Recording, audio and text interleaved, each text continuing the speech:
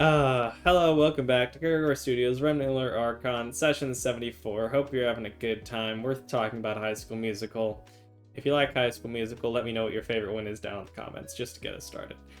In the meantime, though, who even gave the recap last time? Was it? I think it was Chris.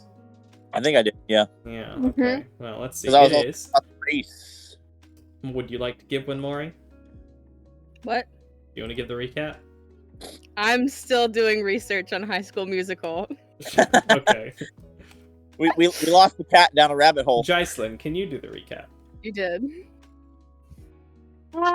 Sure. We last time what did we do? We were mainly just chilling, I think. Oh, we're getting ready for the ball that's coming up. So we did a lot of shopping. And A lot of shopping. that's was literally done. all I could remember because I was frantically searching for inspo for Gambit's outfit the whole entire session. Fair enough. Yeah, so you did all get fine clothes, or like got it to be tailored and fixed up for you that you'd pick up the next day. Haven't done it yet, but you'll be picking up on Wednesday the 21st, which will be starting at that morning at 6 a.m. on Wednesday the 21st of June year 417 post-schism. The other thing that y'all did was y'all had some fun in the solstice celebration, going around to different places. You won some pet rocks. You had Thicket turn into like a blue goldfish. Garand failed to make any progress teaching Jackie as of just now. Did anything else happen? Pet rocks. You talked to Sylvia. You accidentally said Gambit's name in front of Sylvia, so now she knows who he is, at least a little bit. Doug won in a strength contest and obtained a necklace, I think. That's right. He got a necklace that has a rabbit's head that insults him when no one else is around. Oh yeah. Yeah, I think that's the most of it. Asuka was there. She hung out a little bit, but mostly just kind of hung out in the background. Hooray, everybody's right. Sylvia had dinner with y'all. Mentioned that Sonata Tatsui is going to be at the festival the next day. Not festival, the celebration. The Hain Institute Solstice Celebration. That's what it's called. Yeah, we're all gonna be balling. That can I have tried to communicate with Izu that night? I'm gonna like ask around for him, like, Izu, are you around, mate? Wait, is Izu just like a spirit or something? He's a fairy the dragon. fairy dragon. You've met him. Yeah, I know, but I didn't know he like wasn't like. He didn't always hang out. He can turn invisible at will, and isn't always around. He's pretty much always invisible. Yeah. Okay. Like 90% of the time, he's invisible. I knew of him. I didn't know anything about him. He's a little That's fairy fair. dragon that hangs out. Yeah.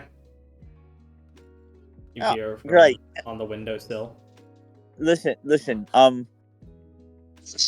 love Actually, to work no, out. it would not be on the windowsill because I remember y'all are in John's parents' house. So, assuming you're sleeping in the like living area at the moment, you would hear it from the kitchen counter.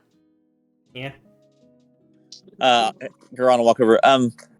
Listen, before we go to bed, I'd like to kind of ask you something to think about, see if you'd be interested in it. But your ability to get in and out of places and not be known or seen or anything is delightful to me, and I would love to work out some sort of partnership whereby, you know, I help you to acquire the things that you like. You know, you help me acquire information and such, and we just, work together. And you have some fun. Go about all the different like silliness and so on. That would be delightful. So, if As that's you do walk over to the counter, you see that one of the pies that Jane had made is like a third of it's just eaten on the counter. Dude. Yeah. And mean, is there something specific you want me to do? Right. So you've been around long enough. You kind of know what we're about, what we're interested in doing.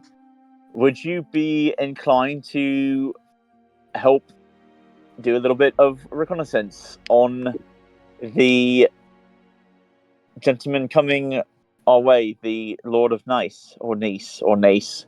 I always get that confused. Forgive me for that. I think it's nice. Nace, right. Would that be something enjoyable for you? I mean, I don't really care either way, but if you can pay me in shiny and tasty things, sure. Particularly Do you have... shiny things. I have pretty good access to tasty things by being invisible. Shiny things are a little harder to get your hands on. All right. Would you like magic shiny thing, or would you like simply I monitor? genuinely don't care. Magic, but not magic. Doesn't really matter. Just shiny. Okay. All right. Well, I think that can be arranged. So, do you? If you have something in mind, please let me know in the morning. Otherwise, I will acquire something of hopeful delight for you. Okay. Find it and let me know what you need me to do. I'll, See what I can I'll manage. I'll talk to you in the morning about it then. Thank you so much. At least he's honest. Yep. You're welcome. You see another bite disappear from the pie. He's been pretty faithful to us. I'm not really worried about him being like distrustful. It's getting him focused is the hard part. I think that was kind of more. Last time you sent him on a thing, he ended up falling asleep in a sack of potatoes after drinking a bottle of wine. Yeah. Oh, just one? Just one. I mean, he's a bird. Yeah, I mean, so... he's about bird-sized. You can see on the picture back there, that's him looking at Asuka. He's pretty small. A whole bottle of wine for him is his body weight. So, pretty sure he had more alcohol than blood in his system at the time. But on part of being a fairy dragon, he lived. Woo. Yeah, you'd be able to do that.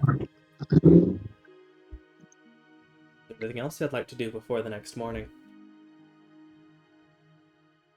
Time passes. I will make sure you're long rested. Doc? How many in between John's trial and the ball? How many That's- days are between his trial That's a and the good ball? question. I was going to ask that too. 1 week. It is Wednesday, 21st of June, 4:17 post-schism, 6 a.m. And the 28th is when his court date is.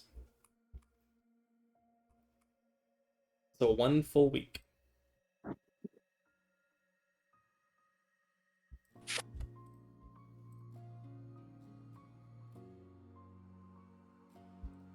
When? Okay. I wasn't paying attention. When is the ball? It is Ball's the day tonight. of the ball. Okay. Pain Institute Solstice celebration. It is that day, this morning, that y'all are on. It's that evening, so you have about 11 hours before it occurs. Or at least before the beginning arrival time is. And the 28th is when the court date is. Does John need any clothes, or do we just say that I asked we for did that them. already? Yeah. I put a photo in the one of them. Which, go ahead and remove 15 gold from your inventory. That's the price of fine clothes. Honestly, for what I asked for, that's not bad. I mean, yeah, that's fair. It's since we figured out the real world connection. That's 1,500 for a very nice set of clothes. Bad. Question: Answer. wasn't there a way to like just subtract so many from my? Yes. So if you type the number in the modifier window to the bottom left, so in this case -15, you can then drag that number onto the GP and it'll automatically remove it and do the calculation for you. The modifier window? So underneath the chat box off to the left. Oh, I see. Yeah, the modifier window down there. You can do like -15, and then you can pick that up and drag that into things like the gold pieces.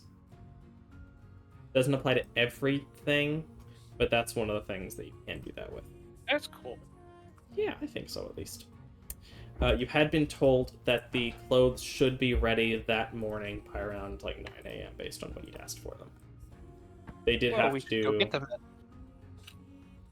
So yeah, what would y'all like to do? It's 6 a.m. You've had a nice night. Jane is confused about the missing pie, but she doesn't say anything. As by the morning, there was just an empty pie dish. Was it a full pie the night before? Yes. Someone got hungry. Yeah, she's just assuming that one of y'all got hankering in the night and saw the pie on the couch. She doesn't say anything. She does make breakfast for you, though. Any of us. So I don't know who else is sleeping where. John has the room that's basically a guest room at this point, but they would have like pushed toward him. It would have been his old room back in the day. And then for anyone else who doesn't fit into that room or want to be in that room, like down in the living room and couch would be where they'd send you if there's a good spot to spend the night.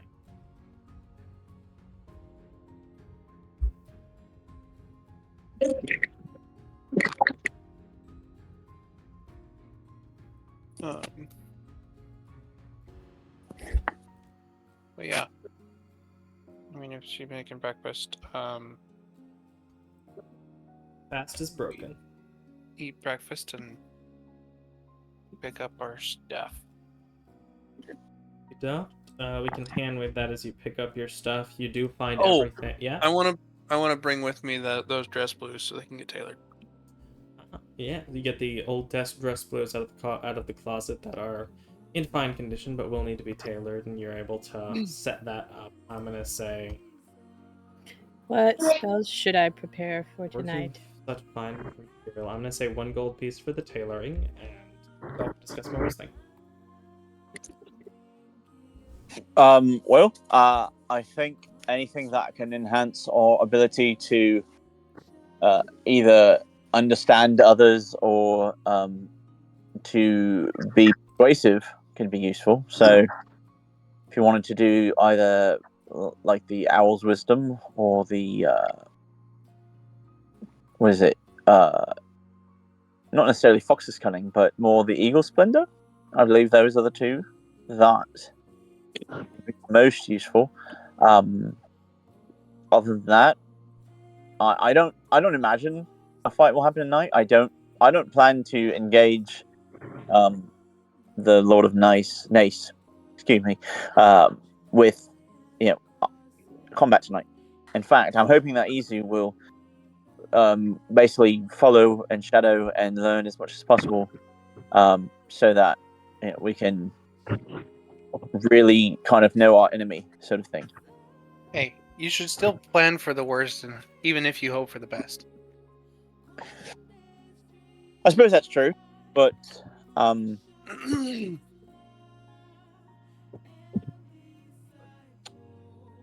we are in the city of the Empress. I can't imagine it going particularly well for too long.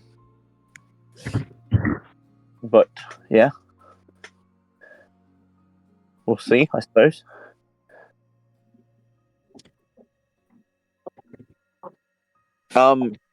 Should we make you up? Should we change give you the disguise gambit, and then that's when you Yeah. get into the. All right, let's go ahead and do that then. Let's see. So Disguise kit is on Garon's sheet, so is Garon the one applying it to Gambit? yep, and I'm going for all my boon skills. You're expending your boons to get full expert of proficiency, and it is going to be a dexterity. Let's go with just shift your performance to dexterity on the skill sheet just to make it easier for a second. But it is a dexterity-based disguise kit because it's largely Can I help cosmetic. him by? It's being done to you, not really. But I'm sitting very still. You are. That doesn't change much, though. But anyway, Dang it. I don't. Since no one has proficiency, I don't know that anyone would be able to like give advantage. Y'all aren't as familiar with. It's fine. No, I'll just use one of my 2 inspiration then, so that way it'll make you feel better. So there we go. Inspiration for advantage. And can I get bardic from John? Of course.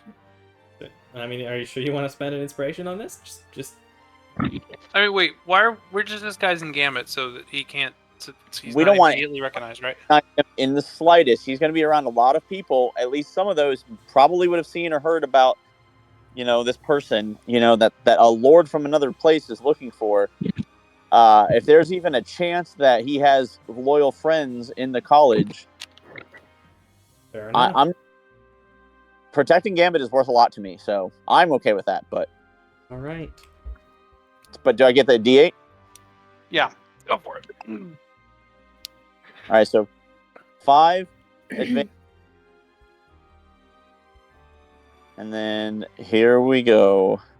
What is Gambit trying to do? Stay still Disguise. so that you can Durand is disguise. trying to Ah, disguise me. That's decent. Yeah. By decent, you mean incredibly good by a normal person standard. Yeah, but Oh. Gron's a little hard on himself when it comes to doing something really well. He wants to He's got high self-expectations. He really does. He expects very little from other people, but he expects a lot from himself. So what are you doing to change Gambit's look? Are you is he keeping the eye patch? Are you changing hair color? Are you trying to make him look like he has elven ears? What are you doing? He's an elderly ex sea lad. He's grown. He's no longer fit for service on the sea due to an injury. We're going to go ahead and give him a very nice looking solid scar.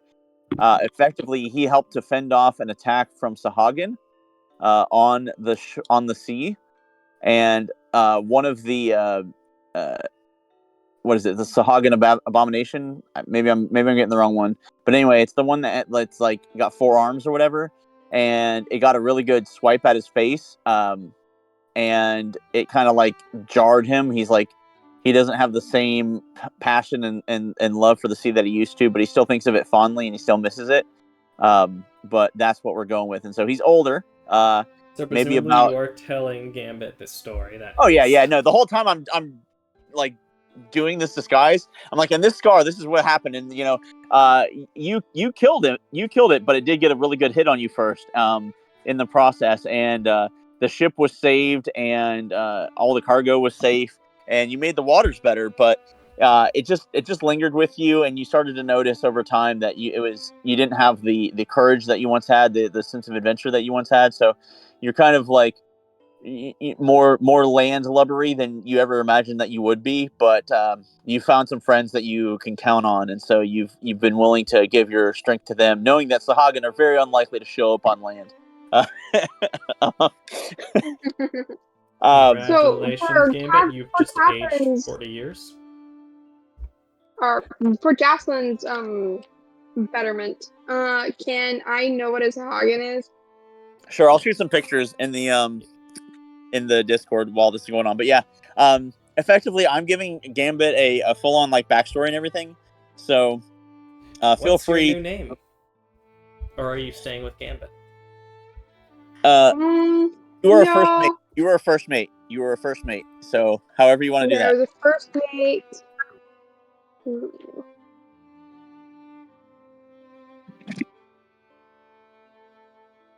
feel like a good, strong R name. Reginald. Maybe that's just because I've been thinking about Reggie Rock recently. Reggie Rock? You playing Pokemon? No. Playing Pokemon? No. I don't play Pokemon, but I think about Pokemon a lot. Okay.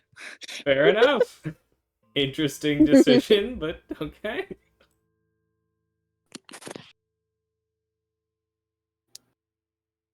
So you're going to Reginald or Reggie Rock? Not Reggie Rock. Ralph Rutherford. Maybe Reginald Rakowski. Reginald Rogowski. Mike Wazowski. You could take a minute to think up that, but yeah, you make Gambit look Yeah. 30 years older than he is. Maybe even 40. How old are you going for? Like 60, 70-year-old human look? Comparable to John. Alright, so 40, so you'll make him look 20 some odd years I older. was gonna say, Gambit's gonna have a hard time acting older than John. That's the biggest potential Yeah. difficult thing, is Gambit still John, has how do you But- act like an old person? Island's gonna be it- rolling deception all night long. It can be chalked up to being a former aquatic-born being who's now stuck on land and not sure of everything. It can be explained away. Hmm? Anyway, the one on the Plus, left, he has that's deception +7. Yeah, so, you know, But being explained away convincingly. convincingly are two entirely separate things. hey, I'm pretty sure that Gambit has some good deception. +7. Does he? Oh, +7. Oh, that's pretty good. I'll give you that. For a non-bard, yeah. I We're gonna think go mine's with pretty high. Raymond Walter. Raymond Walter. Raymond Walter or Walters? I don't know. Walter. There's gonna be another W- show. Walter. Oh, No yes. Okay. Okie doke, you over the time. It feels weird to see, and you are going eye patch or no eye patch? It's not necessary, right? It's up to Gambit. It's not necessary, no. All right, then no eye patch because that's just Eye patch another would probably be unnecessary attention. right. Yeah. And since we're going for like the opposite of what Gambit does, Right. which is wear a hat, and well, he'll still need to wear a hat, Obby, because Yes. of the But you are getting like a Antennae, 3-point. yeah, a tri-cornered hat. Yeah, you're getting a tri-cornered hat. Oh wait, why does Gambit need a hat? Because of Because he the has antennae, Yeah, he's a Oh. furnace. moth And he feathers. I forgot about that. He has moth antennae on his head. He is It's- Mothman. He is Mothman. That's what Gambit wants you to do. Mothboy, right? Yeah. Mothboy, Mothman. Mothboy. Hey, he's normally He Mothboy. wants Right to be now, he's Mothman. Mothman. it's a Baron. Yeah. It's a Sahagin Baron. Hey, Jaislin, it's a Sahagin Baron. That's the one. The abomination must be one of the Yuan-Ti or something. Yep. But it's a Sahagin Baron. You want to use an abomination thing. I just thought you might have had some, like, 3E or... I don't remember what the earliest version you played is. If 4E or 3E had some kind of abomination, Suhujin. Is it Suhujin or Swagin? I always said Sahagin, so it's Sahagin. yeah, whatever makes you happy. Sure. They're not going to show up in this campaign most likely, so no worries. Especially because they're pretty low CR. Y'all would pretty sure y'all could just like one shot the Baron at this point. Yeah, but I'll be honest with you, my dude. Their claim to fame is numbers. Like they run like goblins, but they're like the strength of like half giants. Oh, So while we could take it now, if you ran it right, that would be a solid fight. Like while we were trying to go to like say Reef or whatever. good to know. But for the time being, you do successfully disguise Gambit to Raymond Walter, a 40-some-odd-year-old man with bits of gray in his hair, over his hat, some set of three-claw scar on which cheek? It'll be his right side from like down to his ear to like just to the bottom of his chin. All right, a pretty Except when you nasty cut the looking different angles on the scar. Whole new set of stuff.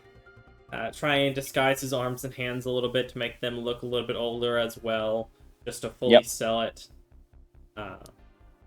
You need to- get to the point of where I would pass off, special effects, makeup, descriptions to Mori. I don't know if Mori has anything to add for the special effect, cosmetics that would be applied here. We were mean, you could- talking about like the technique to Make Make Gambit look this old disguise? and scarred, yeah.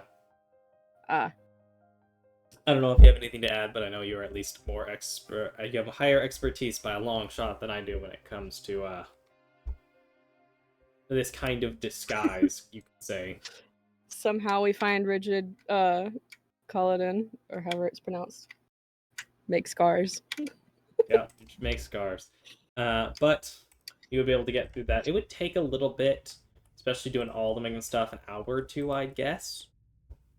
Bring you up to about 9 o'clock.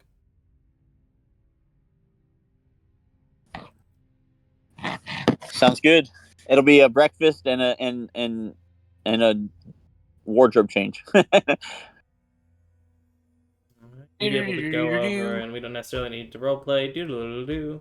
And everyone has their outfits, which Is this Basically. going to be an issue with invitations? Asking the party. Oh, With Gambit being disguised. no, because remember, it was only really you, me, and Doug who were invited, right? They're guests, right? Oh, right. Because Cedar isn't with You us, get and Moretta. unlimited plus ones. No, so Cedar and Moretta were with us at the time, and we hadn't yet gained either Gambit or our former Kobold ally, or you, obviously. So you're all are guests, and Gambit walking around with us before is just one person. Here's another person that's going with us. Gambit didn't want to come to the party, which is fine. But it turns out that first mate, Gerald, or whatever, he did.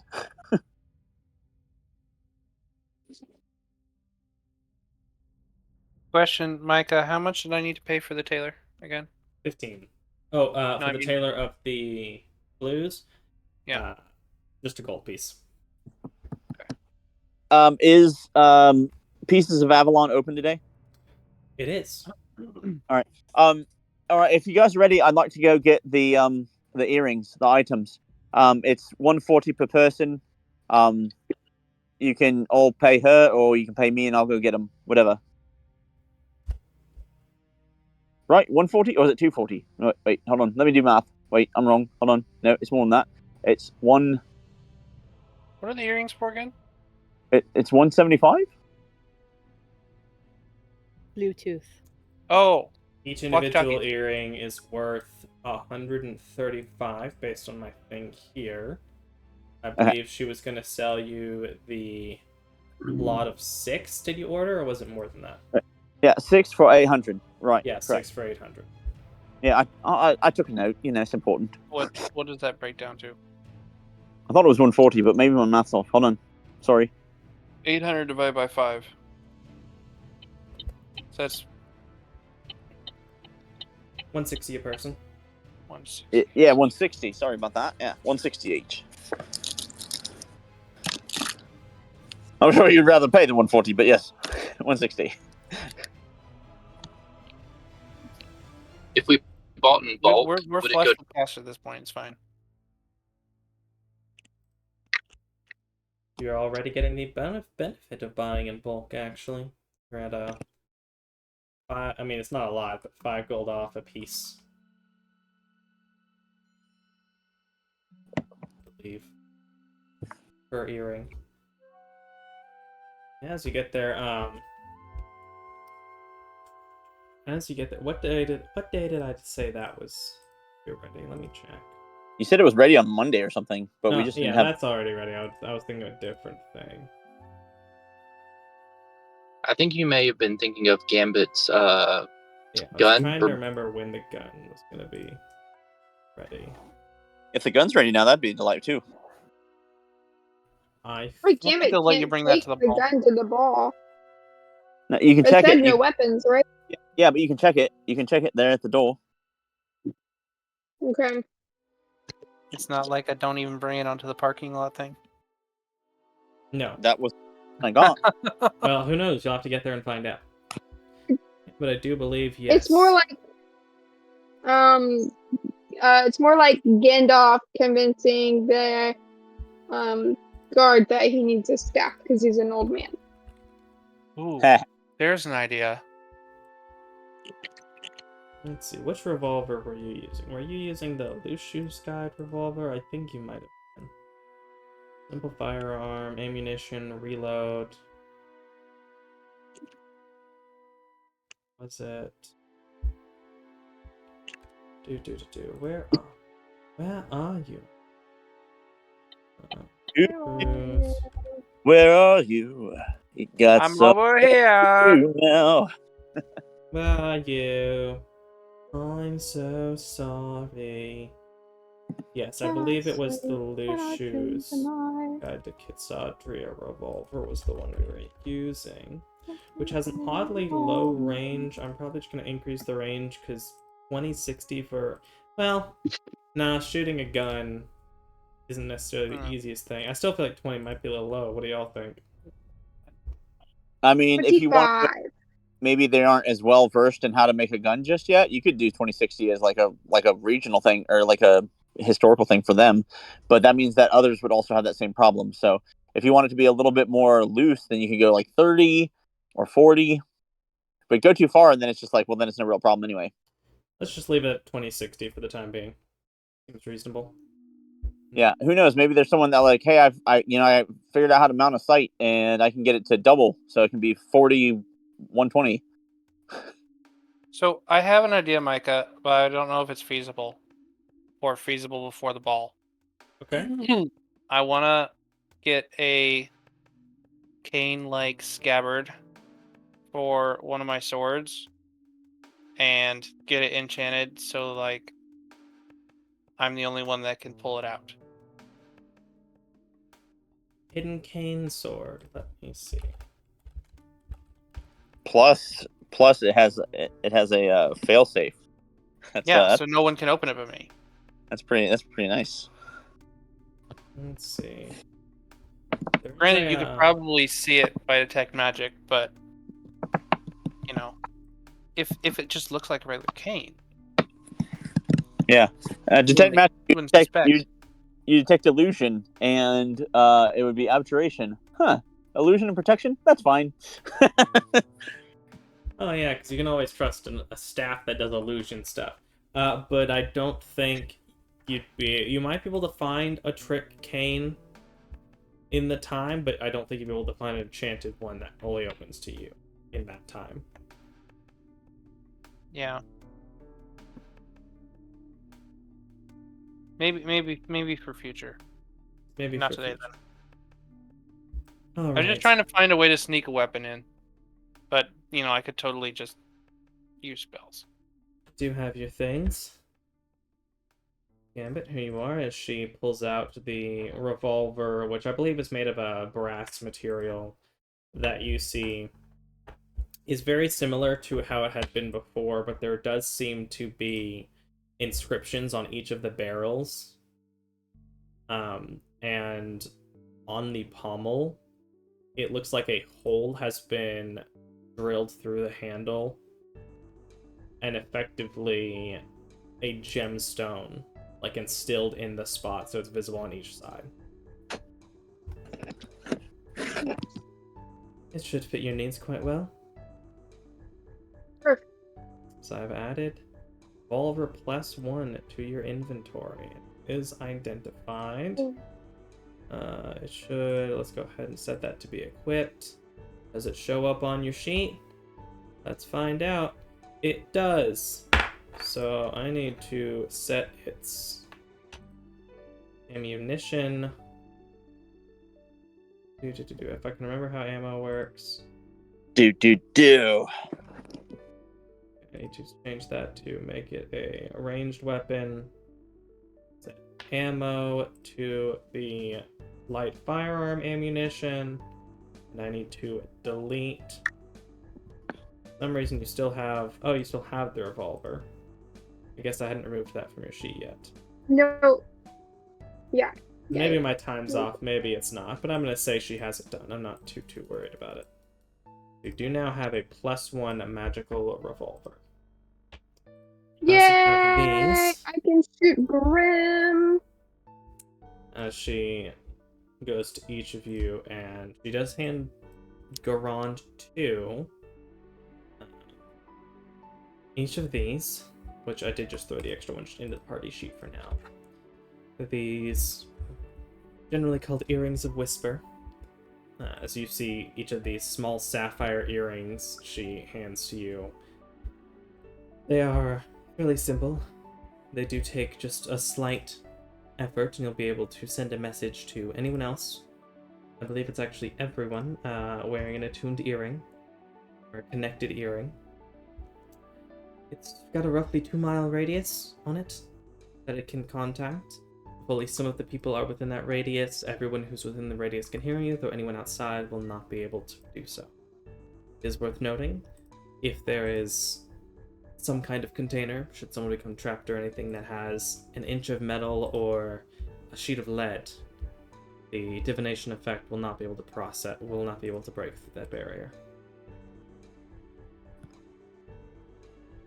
So no Faraday chambers. Hey, a Faraday cage doesn't have to be that thick. It could totally transmit through a Faraday cage. How fast? How large? What is a Faraday cage made of? Well, a Faraday cage could be made out of anything. All it does is block radio waves. So, a Faraday cage lined with lead. Let's see, it's going to be on each of your sheets under Earring of Whisper. Bonk. I'll go ahead and set those to equipped, assuming you're putting them in. Which, who knows, maybe some of you might have to get your ears pierced. I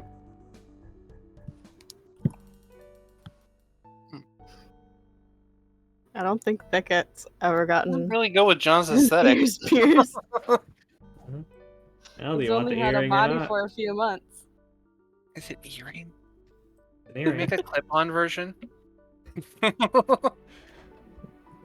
It'll be much easier to remove. Beckett will hang it on his hat That could work. If for you the can hang it time on, being. you can hang it on something, or even try to pin it to your collarbone. It needs to be within a relatively close distance to your mouth in order to properly pick up and send the waves, the magic between the points. Could these be like lapels or something? It should be able to work like that as long as it's relatively close to your mouth. Do I just delete 160 gold from my inventory? Yes. Or do I give it to someone? Just delete it from your inventory. Okay. So each of you, Minus 160 goes to 160. me. How big is the earring? Is it like... It's a fairly small stud earring. Oh, then I'm fine with that. It's got a small, feather with the base of the feather is a sapphire. So it's a stud with a tiny bit of metal around it. Fairly small object. Pretty nondescript. I think Pin. Doug is going to wear it like a decorative nose ring. Yeah, but you need to be able to hear it. As long as it's close enough to his mouth and ears for the magic to work, and technically work. You find if I remove 160 gold from you, Doug? Sure. Bonk, I'm doing updates now, so it shouldn't take but a second. Nice. I've already done it though for you. For everyone else, make sure you do that. So yeah, I think Doug has acquired a stud nose ring. What an aesthetic Doug has.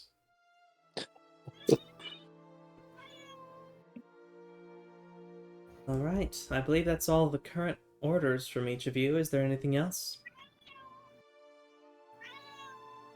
This lady just does tech, right? Magic. Can you let me know do you have your current list? I mean, in case you got anything, or in case I forgot any of the old. Nothing major has changed, but I will go ahead and find that list for you. That's my clips for the thing. There it is.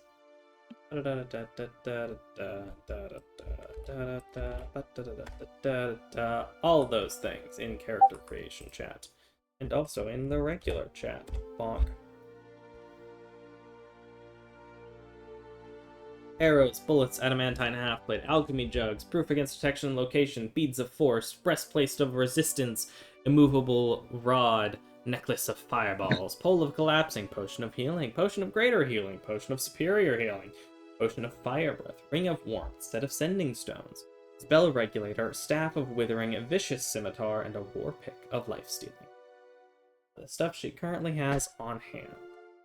What class of weapon is the collapsing staff?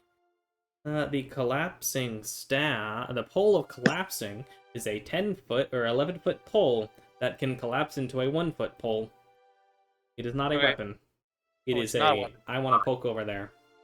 Oh, I think it was designed as an homage to the old D&D thing of always carry a 10-foot pole so you can poke traps to try and be outside the area of effect. that's actually pretty slick. Yeah, it's been a tactic since 1E. Question. Yes. What is the half plate? Half plate. Where is that? It's a armor crop top. That's a way to put it. Let's see. So adamantine as a type of item is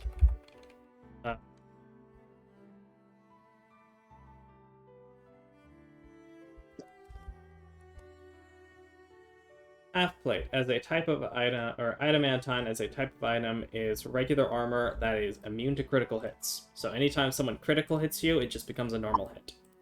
Does it add to the AC or no? It is a AC of 16 with up to 2 points from Dex, requires 12 strength to use, and gives you disadvantage on stealth. It is medium armor. It also Okay, so has, because we're using the revised weapons thing I have, it does have a damage reduction.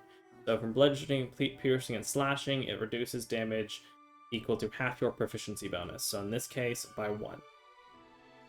So it can't add dex. So if my dex is +2, I would be at an AC of 18. Yes. And And better I'm than standard D&D half-play, which is just 15 plus dex without the bonus of damage reduction. but I still get, even though it still is half plate, I still get a disadvantage for stealth. Yes. Can I go ahead and purchase that? Sure. Yes.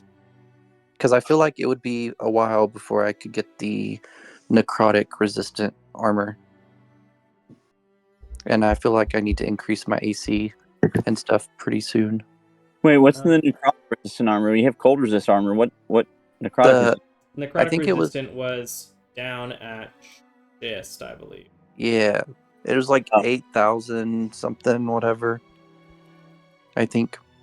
Make sure that I've got the proper thing here. I need to copy information over other, or add it to your sheet.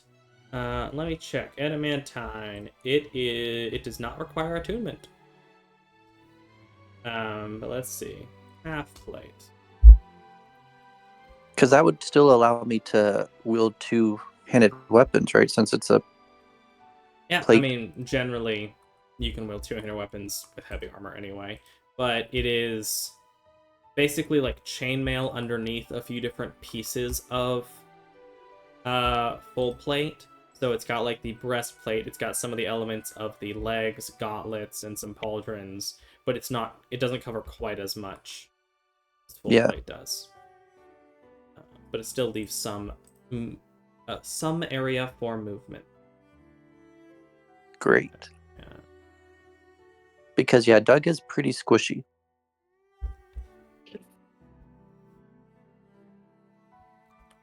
Bonk, bonk. That here. necklace of fireballs. Is that literally just 5 fireballs at like whenever? Yep. And I believe you can throw more than one at a time. Let's see. Necklace of fireballs. How does it work? It has 1d6 plus 3, in this case 5 beads. You can use an action to detach a bead, throw it up to 60 feet. When it reaches the end of its throw, the bead detonates a 3rd level fireball spell, save DC 15. You can throw multiple beads or even the whole necklace as one action. When you do so, you increase the level of fireball for each bead first. So it's either 5 3rd level fireballs or 1 8th level. Oh. What's the AoE of a fireball? Should be a 20-foot radius. Ginormous. So I need to subtract the 1250, correct? Yes. I did. Okay. With Good. the adamantine half plate. Yep, 1250, Yes. and I will.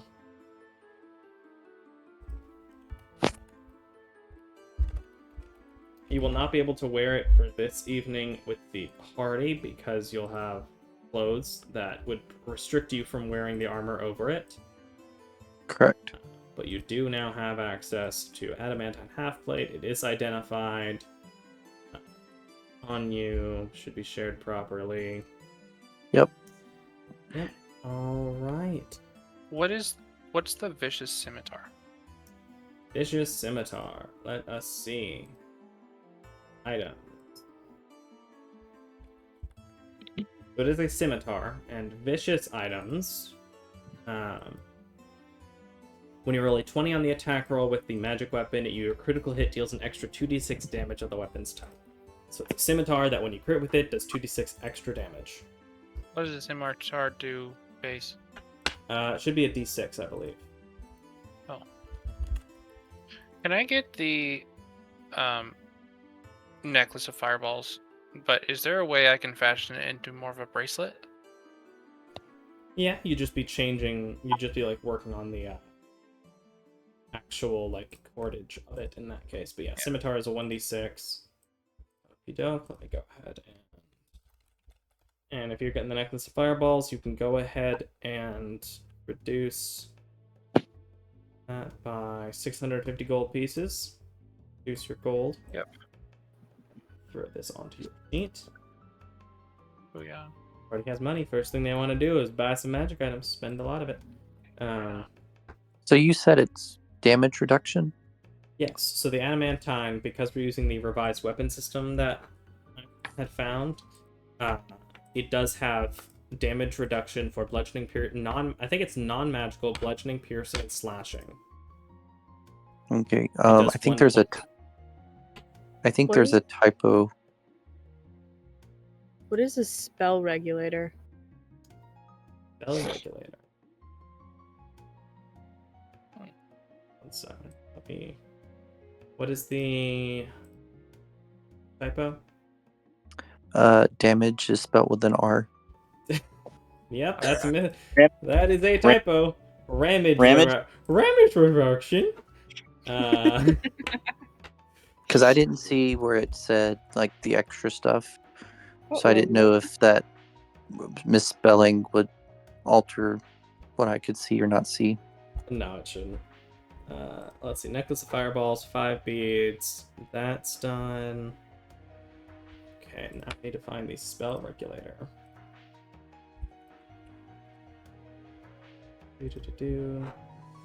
Spell regulator. It is a silver pocket watch that does work as an actual pocket watch. 525 gold.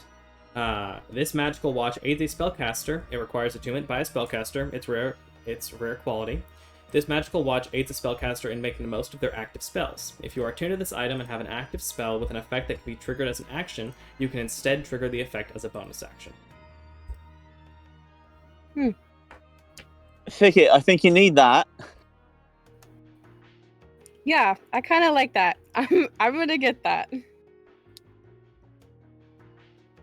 Alright, so if you're paying for it, 525 gold from you, and I will add the spell regulator to your inventory. Can I assume you're attuning to it?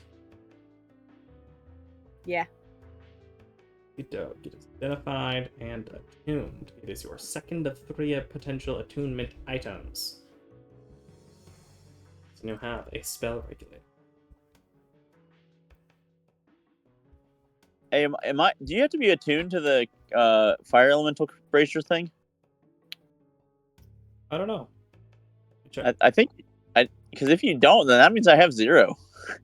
Let me check online. It doesn't say so on your thing. For some reason, I feel like you don't. You just need to know the word, and so if someone could steal it. Do you want the Pearl of Power? I feel like it might be more useful on a bard or warlock. No attunement required for the brazier. Yeah, that's awesome. That's probably why I think I let someone else. I think Thicket was like helping me with the communication portion of it. What's the Pearl of Power? What's that? Yeah. it says, while this pearl is on your person, you can use an action to speak its command word and regain 1 expended spell slot. If the spell slot was of 4th level or higher, the new slot is 3rd level. Once you use the pearl, it can't be used again until the next dawn. Yeah, that's pretty helpful. I could definitely see me taking advantage of that, especially with my new Storm Phoenix Guardians. That's a great 3rd level spell that I got, and I'm very happy for it. So, yeah, count me on board. I would love to enjoy that. Is that a attunement item? It is.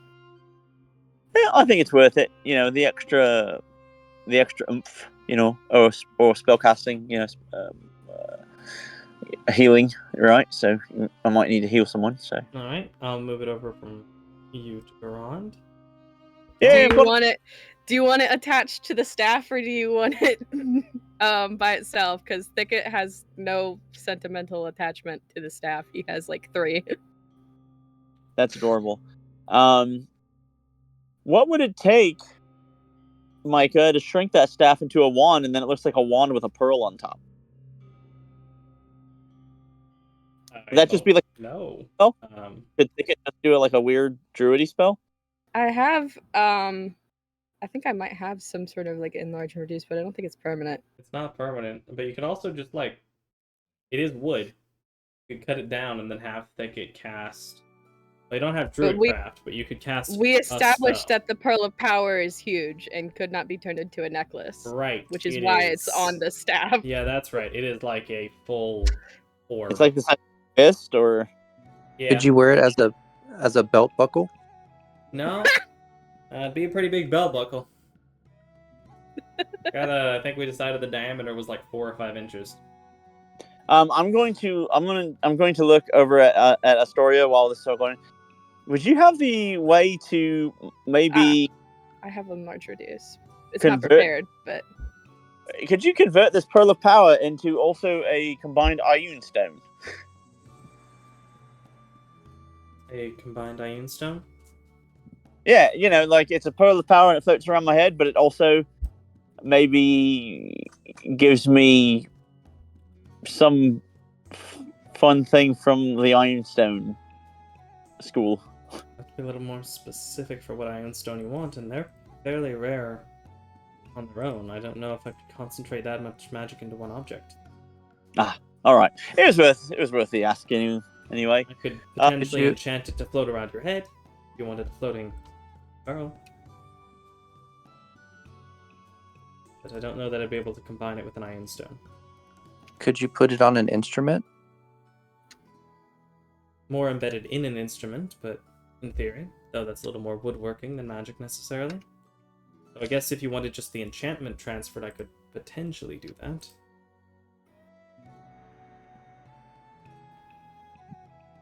That would be fun, actually. I would like that on my violin. This is nearly a masterwork violin. You know what? Are there any shops that sell musical instruments? Maybe I could go and check and come back. I imagine there are a few in the crafting quarter. Right. You're open for a little while today? A bit, yes. Delightful. Would anyone like to accompany me? if I spend some time like longer than the normal casting time of enlarge reduce to like try and get it to stick, would that help to like try and make reduce permanent? I don't. Trying to create a permanent enchantment like that, I think, is beyond the effects of enlarge reduce. Maybe like a permanent loss of a spell slot or something. Maybe not that much, but I'd say like larger spell slots or some amount of money over the course of like a week or a month of repeatedly using a spell slot to cast it on the object every day. Yeah. Similar process to making a magic item. All right, let's wait on that. Let's wait on that. I will use it as the staff for now. And let's go see what we can find in the crafting quarter. See if I can find some exquisite violin or lute. Okay. So you're looking for non-magical instruments? Yeah, well, I mean, if I guess a magical instrument could be fine, but I'm going for like more of like a masterwork, like maybe it's really rare or made of rare material, or it sounds particularly good, i.e., masterwork and gives like a +1 when performing with it, or like some other shenanigans. I don't know. Maybe all elves that hear it like immediately have disadvantage to dislike it or something. I don't know. Why is this? Just cause? Because if I'm going to transfer the enchantment, I might as well do it into a more amazing musical instrument. Oh, I'm coming with. No doubt about that. Delightful. I want to get me some bagpipes. What kind of instrument are you looking for? Because they have pretty much all types of instruments. Well, I can only get so many tools as I level up. So right now I only have lute and violin. So I prefer a violin because I've been having a lot of success with a violin, and since John has been playing the lute anyways, I feel like I don't really want to go back to the lute. I want to. Now, what I could do is, if you'd be willing to do this, is as I level up, like maybe I'm practicing a new instrument and I lose the lute thing and I replace it with something like a retrain. But that's up to you. Something to think about. But at least for the time being, as you look through, you do find various instrument sellers, but nothing so good that it would like provide a bonus beyond just being a very good instrument. Okay. And All right. it's not any better than your current violin. Okay. Do they have bagpipes? Yes. Yay! I want bagpipes. Is there a I've been looking for bagpipes since bagpipes? There is a bagpipes item in the thing. Okay, several common types of instruments are shown on the table, yada yada. Bard can use it as... Okay, cool. So there's no special thing about bagpipes, it's just bagpipes. I'm cool with that. Apparently, they are relatively expensive as far as stuff goes, so it is 30 gold pieces. Oh, that's Set of nothing. Good bagpipes. Yeah, we Are can there afford like pieces now. 30 gold pieces used to be like 20% of our entire net worth, but Yeah. I mean, it's still Are there, more like like- 1%, but still, now it's like 0.1%. Uh-huh. are there like toy instruments like kazoos? What about yeah, our you'd be Hey, able to fun find fact- some kazoos or stuff. Welcome back. kids recorder? Can Thicket all of a sudden be a bard also with a kids recorder? Mary had a little cat. Sure. I mean, a recorder is Very basically... off-key green sleeves. A recorder is a version of a flute or woodwind, so sure. It's just a pipe flute that made of plastic, so Yeah. you know. So technically, Wait, I want to. not a I plastic want a pan one. flute. And a pan flute? Yeah. Okie doke. Is there a triangle? I'm sure you could find We're one. just gonna be a band Kalimba. now. We're gonna make the messengers band, and it's gonna be a triangle and a recorder. And Who cares about Damn it. adventuring? Let's just settle down We for a live band. here, do the band, done. we end the campaign. Things happen gonna without be a- y'all's We're interaction. band back together. So you want to Yeah, buy yeah. a pan flute? or an egg shaker or a rainmaker, one of those, a didgeridoo. Axolotl. Pan flute is 12 gold pieces. They get a triangle. I don't know. I mean, it's made of metal, so let's go with like 8 gold. Wow, that's a lot for a triangle. It has to be molded into the right. A dagger is 1 This- gold. This is an expensive pan flute. Yeah, that's actually kind of crazy. Make it just like 1 gold. Pan flutes should not be that expensive. I'm like, How much did it say? This is like It a said medieval 12. harmonica. Yeah, no, it said like 12. Do like 1 for that. Doug, you want a flute? I'm sorry, you want a Yeah, that's insane triangle? for pan flute because it's literally different. Yeah. Different lengths. Cool. I'm Because gonna... like Doug can also manipulate the triangle without touching it, since he can This is true. use his semblance. Triangle. We'll call it like 2 gold pieces because it's hard to set the metal into that way and make sure it has the right musical sound. What is Doug's semblance? So he can move metal up to a certain weight, You're just Magneto He's at this point. Magneto, yes. Yeah, well, he's Magneto is the basic part of it. He's still getting better, but yeah, that's the crux of it. because like originally he had this chain, and this chain was going to do things. Recently moved into sword territory more than chain territory. You can't really blame me for. I did give you potential access to like buy magic chain weapons, but you didn't do that. Because we I had no money. mean, Because we had no money. This is We had no true. money. You can still go back So- and do it. You could even try That- and get some like transferred over. Granted, neither the white iron nor the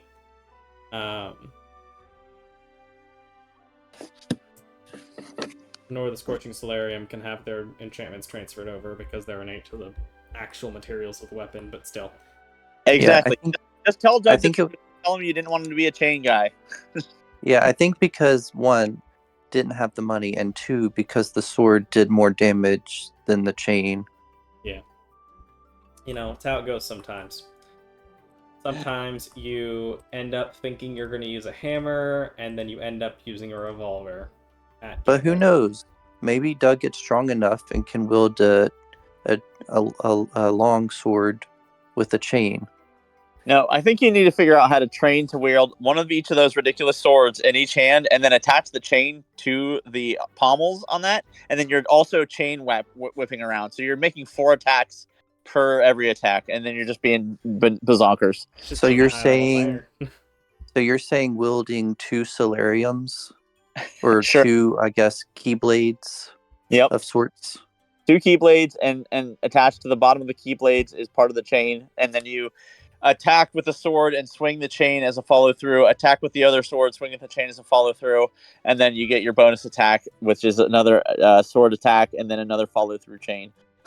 You just need to set them up like nunchucks. Yeah. Gambit, did you want to buy an instrument? Get a rainmaker. buy- Get a maraca. He'll buy Ashalato. Oh, what? An Ashalato. They're the ones that they're like the 2 maracas on a string from somewhere in Africa. Oh, I know what those are. How do you spell that? I don't heard know, buy a dude. gelato. I was not paid enough to read Okay, let's see. as a child. 2 maraca. You said they're like It's like 2 egg shakers on a string. Yeah.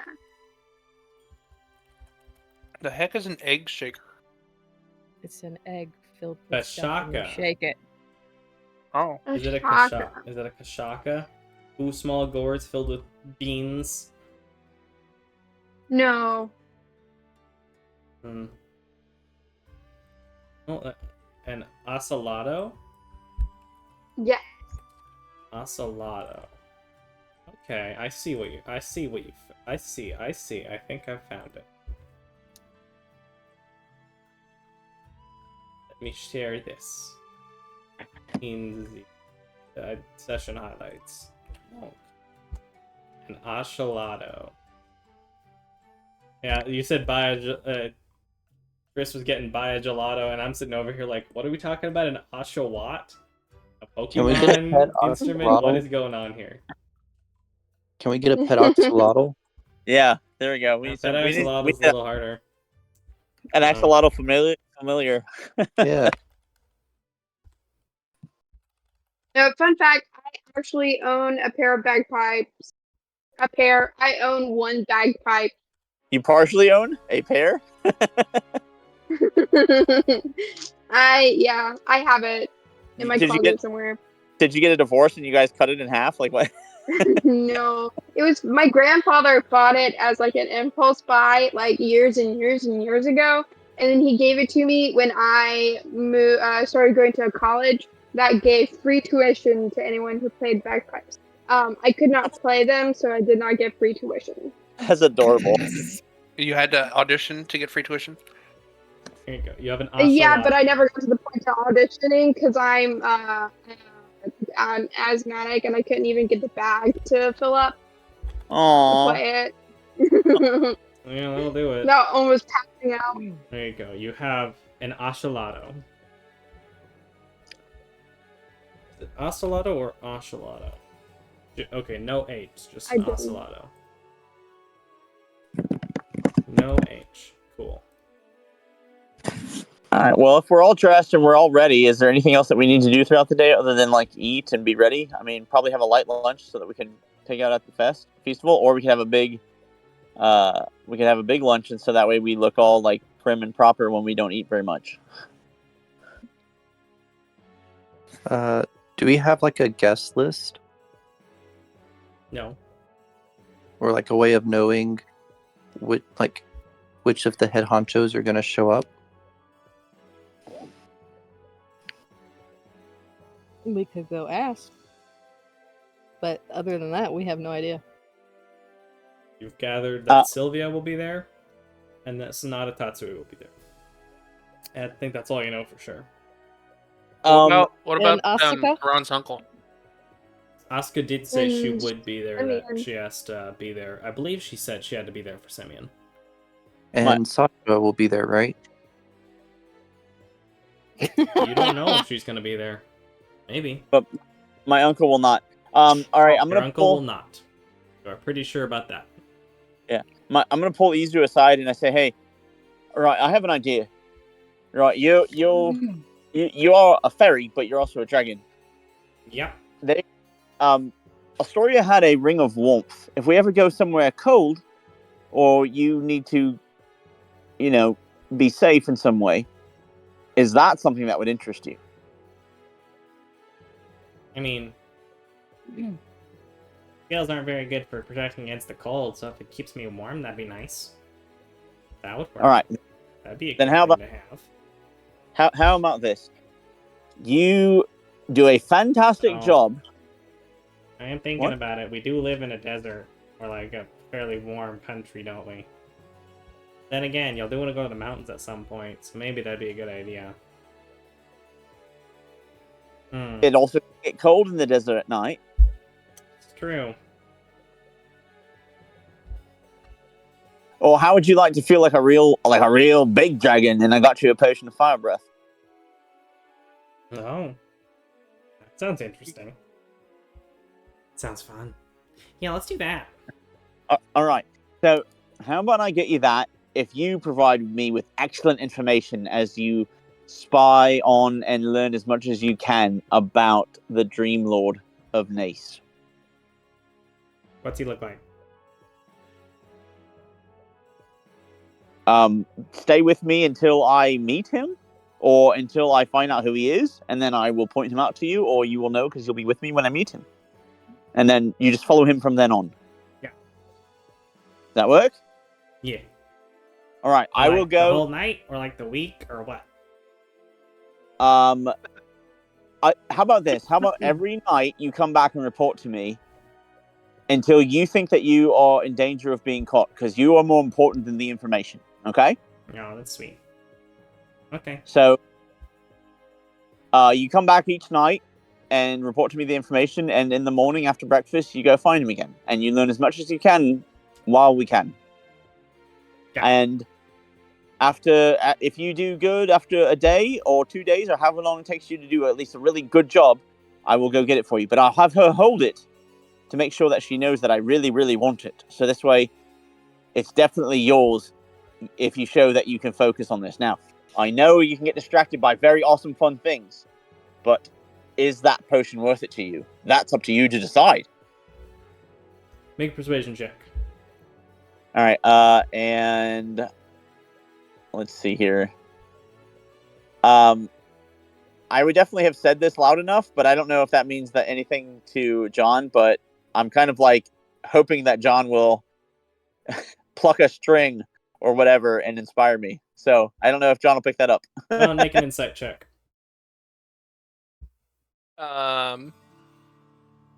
Insight.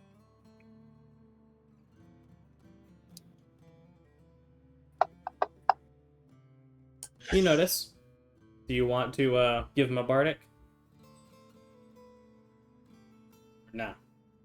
But that was through the whistle. Yes, Okie doke. I was Go ahead. being in character. Whistle, whistle. Uh-huh.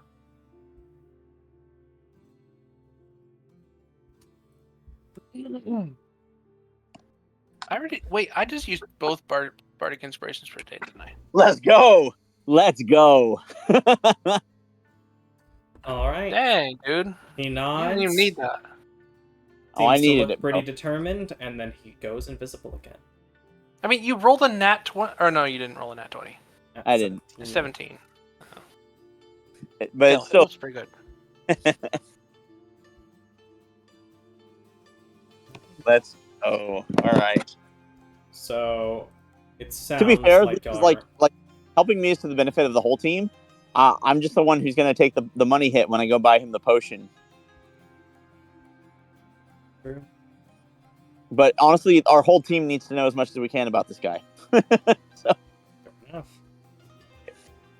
Because I'm pretty sure he's not going to be like, oh yeah, you can have my sword. Here you go, buds. But he might. Fair enough. Okie doke. As the time gets closer, is there anything else in particular y'all want to try and do before 5 o'clock? Before 4, and then you'll head over there. All dressed up. Alright, in that case, we'll take a quick 5-minute break and then keep going for another hour 15. Yeah, we'll see how long this, because this ball might be a while.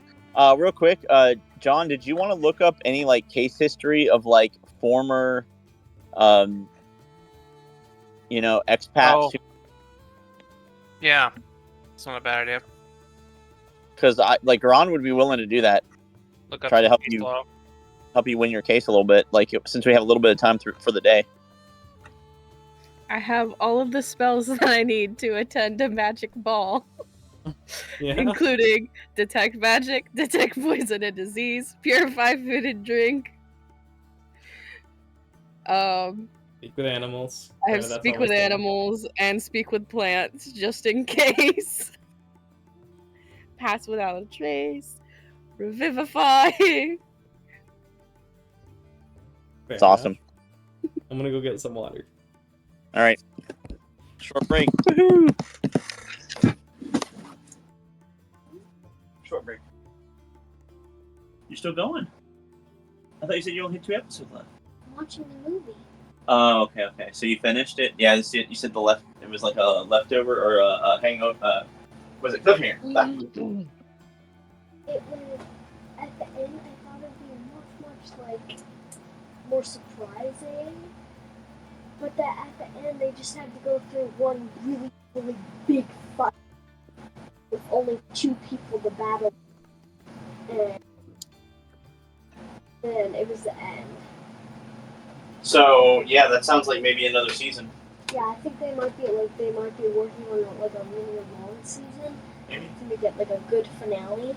I mean, I don't know how long ago that last season came out. So I mean, that last season could have come out this year, or like the end of last year. So I'll go see. The movie came out super frequently. Yeah, I'm watching it right now.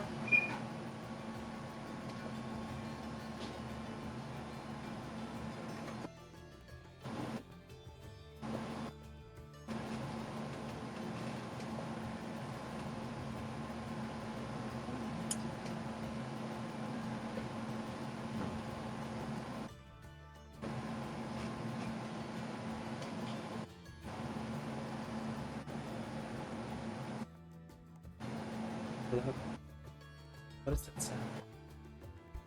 It's Chris's fan or something. Not his dryer. His new dryer doesn't make sound. Okay.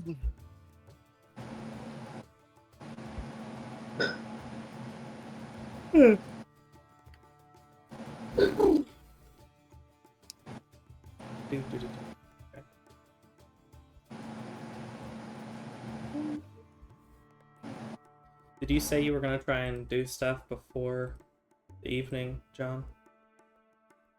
No. I was about to say, like, you can leave the case study and court prep for another of the days. You've got a whole week before then. True. Y'all wanted to like spend Monday or Sunday, Monday, Tuesday, Wednesday prepping for it. Or I guess Sunday, Monday, and Tuesday. Me too, unicorn. Totally do that. Left Probably. Assuming you're still in town by that time. That means there's no music tonight. Okay. All right. Go ahead and enjoy it. Oh, I think it also has cure wounds. That's the Good one here. berries. I can get you some fruit. Like the fruit cup. Earthbind. That's an interesting one to bring to a party. Peaches. Ain't nobody flying on your watch. I have had Earthbind ever since we encountered that one Grim in what is it? Feldspar or something. And I couldn't do anything except throw rocks at it. Oh yeah. You like the fruit snacks? Yeah, I think it might have been even like Keenite. Earthbind can come in like super clutch. It really can. Forcing something to land is huge. Also, it seems like we've Very encountered a specific. lot of flying individuals that always escape. It can be Yeah, I okay. used it on Nah. What's- You'll be. You the can, Yang. Yeah, I'm pretty sure you did successfully use it on Lane. use what on the egg? Earthbind. Oh yeah. Man, that was a good fight. Flat. I will never not have Earthbind now. Can't we speak with plants? I mean, I guess it kind of makes sense that speak with plants is third level. You're talking to a plant. Yeah, That's it's kind of high. It's a little outside the normal. But I would have thought it's like a level 2, you know. Because, like, speak with animals is level 1. So it seems like that's the next. And it's a ritual. Yeah, and speak with plants is like, nah, neither. We're level 3, no ritual, nobody talking to plants. I mean, the difference is plants aren't technically like sentient. You know, I mean, as far as we understand, anyway. Now That's they true. can respond to positive stimuli, but that's not exactly the same thing. John's defense. And did you actually share that to everyone, or was that just an automatic No, thing? that was on purpose. Okay, cool. John's defense. No case. No cases of this. No cases of this specific thing happening. It's like Dwight Schrute, my diabolical plan. I'm just putting notes out there so that I don't forget the stuff that I'm looking up. Mm-hmm. Oh, you're like looking it up on actual online to build a case? Oh, I asked Copilot. Ah, fair enough. And Copilot said, this thing has really never happened. Someone, a prisoner of war running away and then being charged with desertion? Seems like the type of thing that would have happened before. Yeah, but usually, I mean, like, so it's seen as a POW's duty to try to escape, right? Yes. But not returning to friendly lines could be seen as desertion, especially during a time of war. Yeah. So, but that's never actually happened, as far as Copilot knows.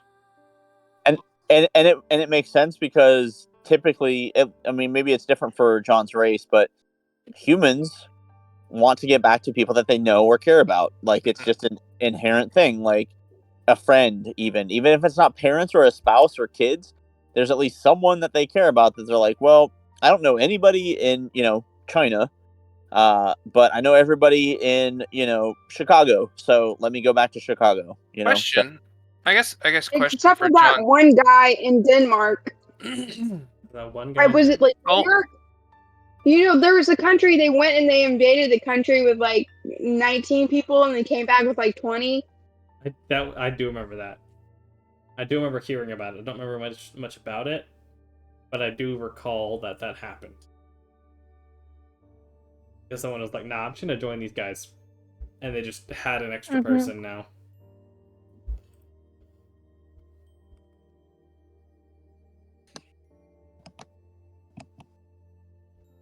If you care, pivotal is Pivotal. I knew I spelled it wrong. Pivotal.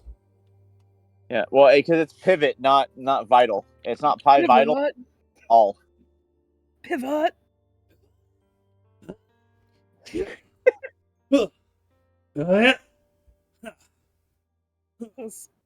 I think of that one scene from Friends every time someone says the word pivot.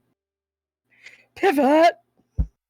And you saying it that way just makes me think of Link in Super Smash Bros. 64. Whenever he does his spinning attack. Alright, I think Y'all are Discord noise suppression is trying to Stop me. mess with you there. How dare you, Discord, you failure. Yeah. Then I just started end up doing like the generic character grunt noises when you decide what voice you want your character to have in an RPG, but they never actually talk. It's just sounds. All the grunts. Yeah. Aether, first year of Genshin Impact. Yo.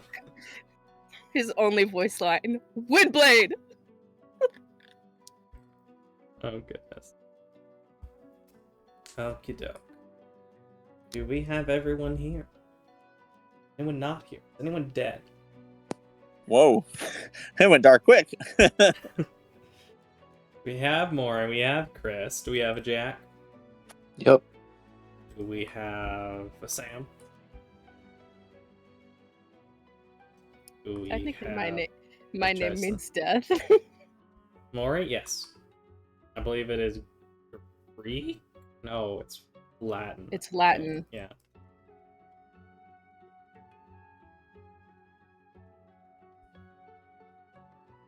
I don't remember what the word memento mori means, but I know that mori Remember means death. Yeah, memento for remember and mori for death. It's like, remember that you will die, so appreciate the moments while you're still alive. Remember death. Well, call me intense. Them Romans That's- really went hard, you know? That's deep. That's deep. You know, You know what else is deep? I wouldn't expect that level of depth from someone wanting to play a cat in a D&D game. I didn't invent Memento Don't know. Mori. But you still know it, and you know it and like it enough to name yourself after it. That is something. Makes a fair point. I just want to play a cat who wears a hat and has a backpack. Is that cool? But also, I think about how important it is to live because I'm going to die someday. Wait, what? Nani? Makes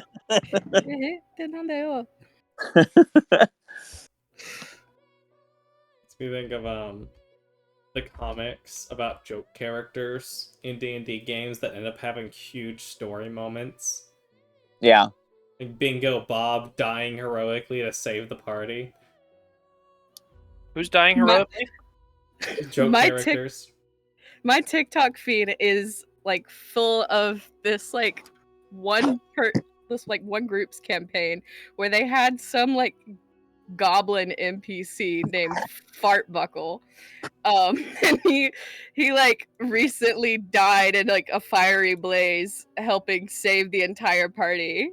And so now like there's a whole bunch of people being like RIP Fartbuckle. R.I.P. Fartbuckle.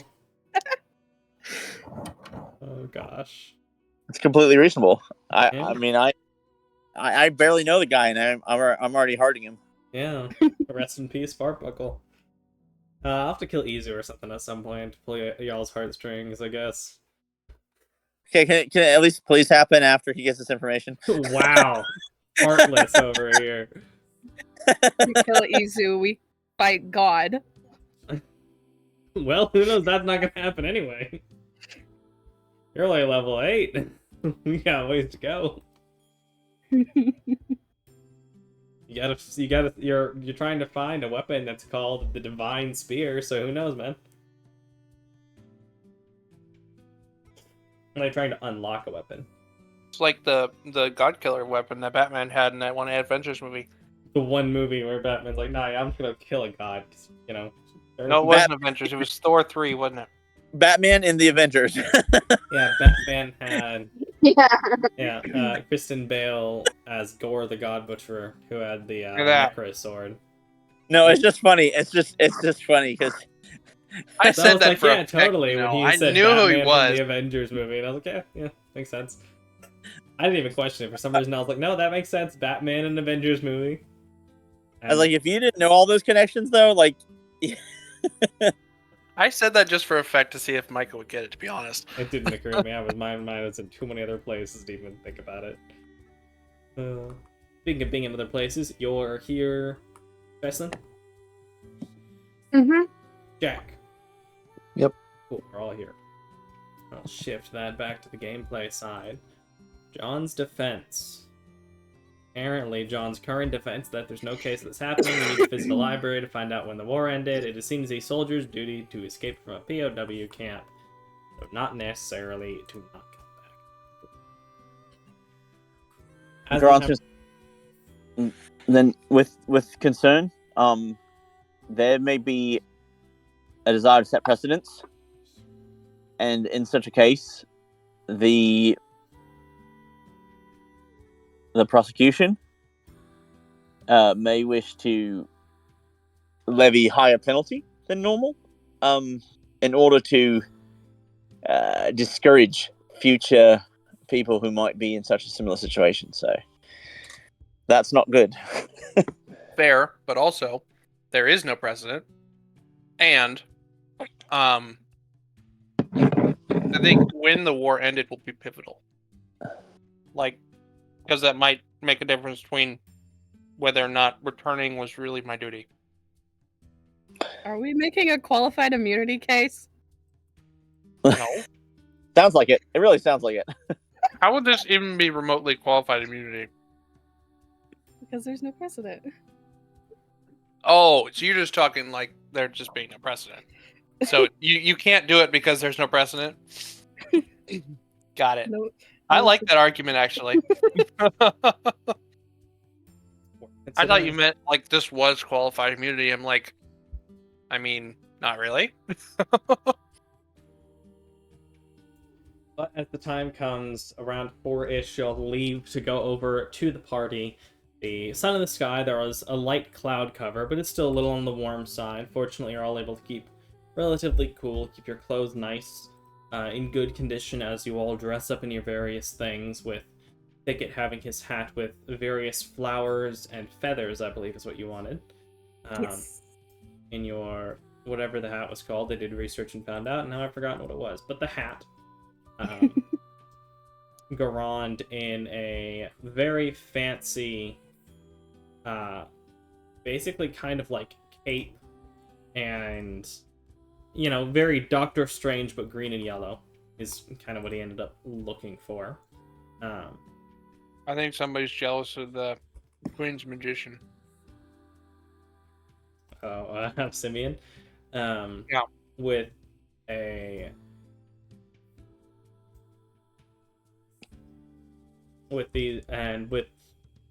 Gambit now, Raymond in these brown pants and a white fluffy sort of pirate shirt, with a thick belt and a blue vest, as well as a tri-corner hat. What color's the tri-corner hat? Is it blue to match the shirt, or brown for the vest, or something else? It's probably blue. Blue for the vest. Alright. John in a fairly fancy suit that quite well matches, or at least like is very similar in coloration and style to his skin, being a fairly light gray suit with elements of blue, almost sparkles and accents in the suit, as well as with the tie and everything. With with Doug rather, having his own, I believe it was black slacks. Was it black or was it? Yeah, I believe it was like black slacks or brown slacks with a brown vest, a white shirt similar to what Gambit has, and a brown fedora. And I guess we need to cover that stuff. Are you trying to bring Jackie with you? Did I get the sense that it would be a good party for her to be at? I That's don't up to think you it's to decide. advisable to try to bring a pet. Yeah, I mean, if it would have come up and John said something like that, like, honestly, I don't know all the rules to all this stuff, you know. I've never really had a pet before, so never really come up to me. But I would say I- most parties probably don't allow pets.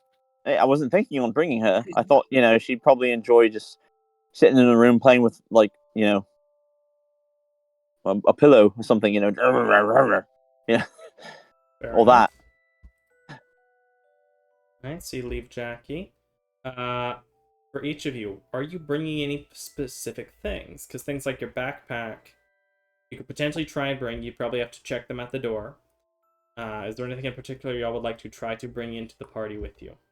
My beads. You're trying to bring in a bracelet of fireballs. Okay. They're not going to know the difference. I mean, yeah, if they detect magic though, then they might have some powerful stuff because it's college. But my feather of Decim, because I am a warlock, I can definitely bring that in. You can make it disappear into a puff of salty mist. You know, I will bring just the staff and the pearl of power. Otherwise, I will check the stiletto and short bow and regular dagger. Okay. And your standard stuff, your backpacks, tinderbox, torches. I'll leave it with that, but I'll also present to them a copy of an itemized list. I have a question. Yes. Will there be a band? Who knows? Oh. Wasn't on the invitation. Close this then.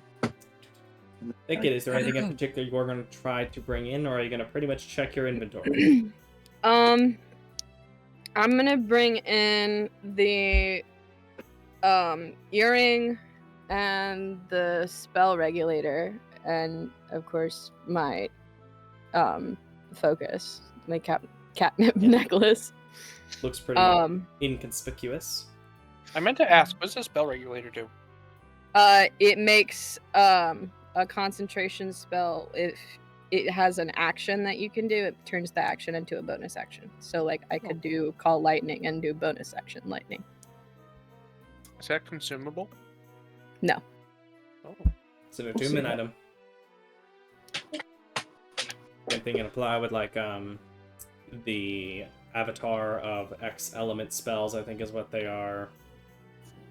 Right there. Moonbeam, that kind of stuff. Okie doke. Anything Doug is going to try and bring in besides his clothing? Or rather, I guess nose ring. I guess his quiver, since everything can fit in there. Okay, so you're trying to bring that with you. Ambit, are you trying to bring anything besides your clothes and earring? Oh, is someone sneaking in the portable hole that DMs. Check my DMs. Check my dungeon masters. Beckett will not be trying to sneak in the portable hole unless you tell him you want him to try and sneak in the portable hole. Nope. It's just whether or not about the sensor. That's all. Because if you're going to, then we'll keep the brazier with us. If you're not, then I'll leave it with the bag. And it's itemized in there. So I'm like, I have no problems telling him this. And if there's any problems, they're gonna have to deal with it. Is there anything? Okay, so you said the Thicket's gonna try and bring the portable hole. No, he said he's. Okay, you are gonna check it with the other stuff. Okay. I was gonna leave it at the house. Fair enough. Oh. If you're gonna leave it at the house, then we can just leave all of our stuff there if that's the case. Question, Yeah, you can leave the why- majority of your stuff at the house if you'd like. Why don't we bring the portable hole? Will that be suspicious? It's pretty small. Because I don't want to have to worry about, like, okay, this can't go in, this can't go in, this can't go in. If they have, like, show them everything in it.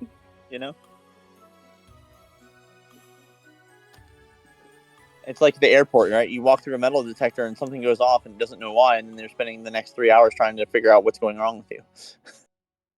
Was there anything else Gambit was going to try and bring? Nope. Alright, so you're pretty much Plus, leaving... I don't really want them to confiscate the potion of eternal sleep.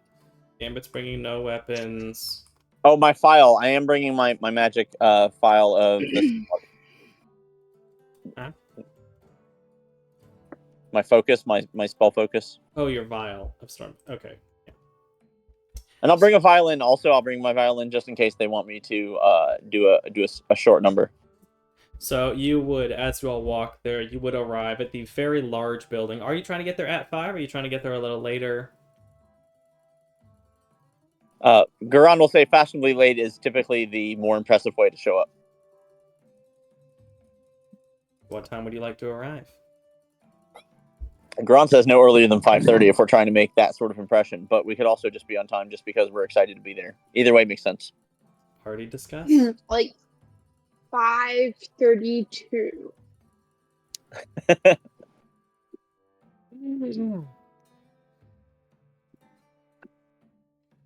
Oh, I'm also gonna bring my pan flute and my scroll of silence Okie doke. and a tinder box just in case. Just in case you need to burn anything. Mm-hmm. See.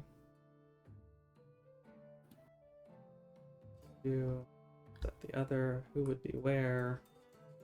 Check my list. So you are trying to get there like 5:30? 5:32 apparently. Gambit wants to be just 2 minutes after the earliest. We have a pocket watch now. We do. Why do I have an insulting rabbit skull in my inventory? It You shouldn't be in your That was inventory. supposed to be Doug's. That's supposed to be Oh. in Doug's. Doug, did you just give it away? Give it away? Give it away? Give it away now? Nope. Not yet. Oh, weird. I'll move that over to Doug's sheet because that's where it should be. It's insulting him. And let me check. So y'all are... fun thing is, because I've, planned out a little bit of the evening, it does actually change what NPCs are where, depending on when you get there. So, let's see.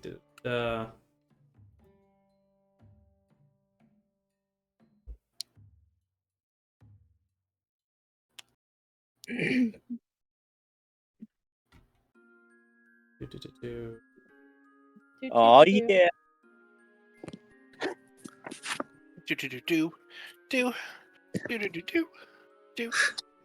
Bam, bam, bam. Oh, that's in our next lives. That's fair. Means. Okay, so as you end up getting there around 5:30, a little bit after, you would be directed as you get to the school, this very large multi-wing building. You end up being directed to the north side of it, which, for the purposes of on map, where you talk about stuff, it's going to be oriented to north, even though technically south is north and east is west because of the way that the map would be in terms of real world. But if you say north or stuff, we'll assume it's like map north.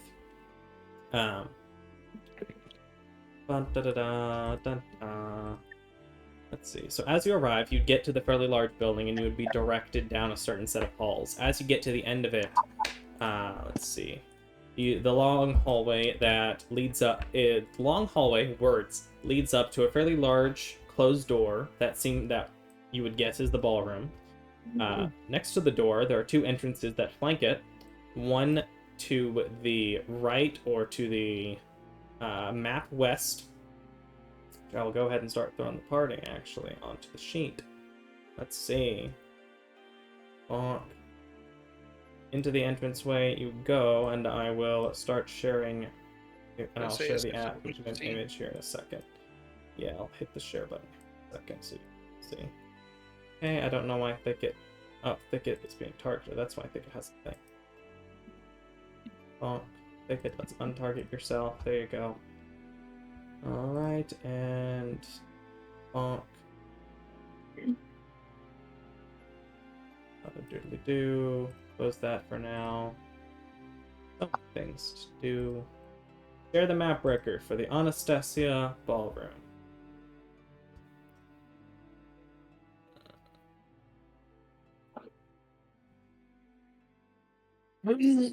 I see black. Oh, there I see something. Oh, black. You see a little more than you should. Let me see if I can reset fog.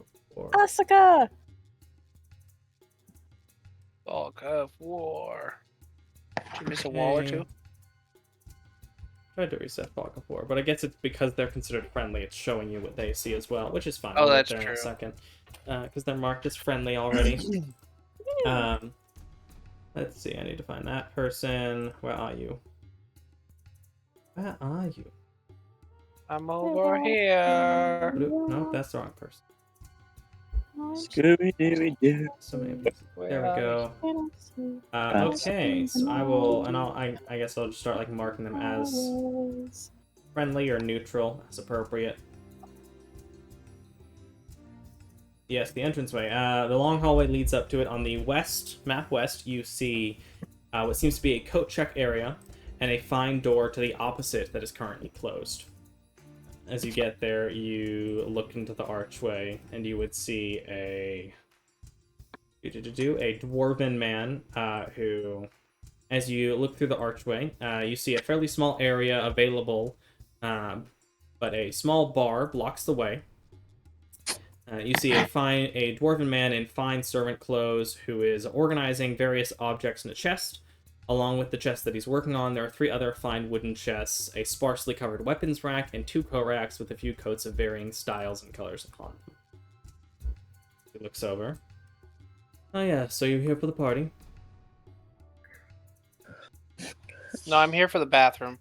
Let's see if we have a Hi, comedian. I'm Thicket. Nice to meet you, Thicket. Please, if Can you Thicket will, I even can- see over the counter? Wait. Can Thicket see over the counter? Or did Thicket climb up on it? Thicket The can't counter currently is see. taller than 2 feet high. Come on. You see little feathers See the little feathers? of You his see, hat. peeks over. As he's not that much taller, he does seem to step onto a small stool to give him a better height to the counter. I can go ahead and take any weapons or anything dangerous that you all have on you. And may I know who you are?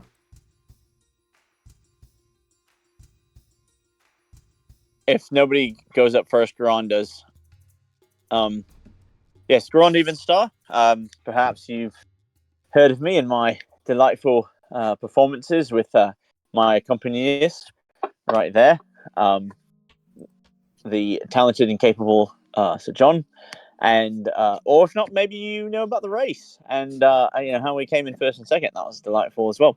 But either way, it's a pleasure to be here, and I'd like to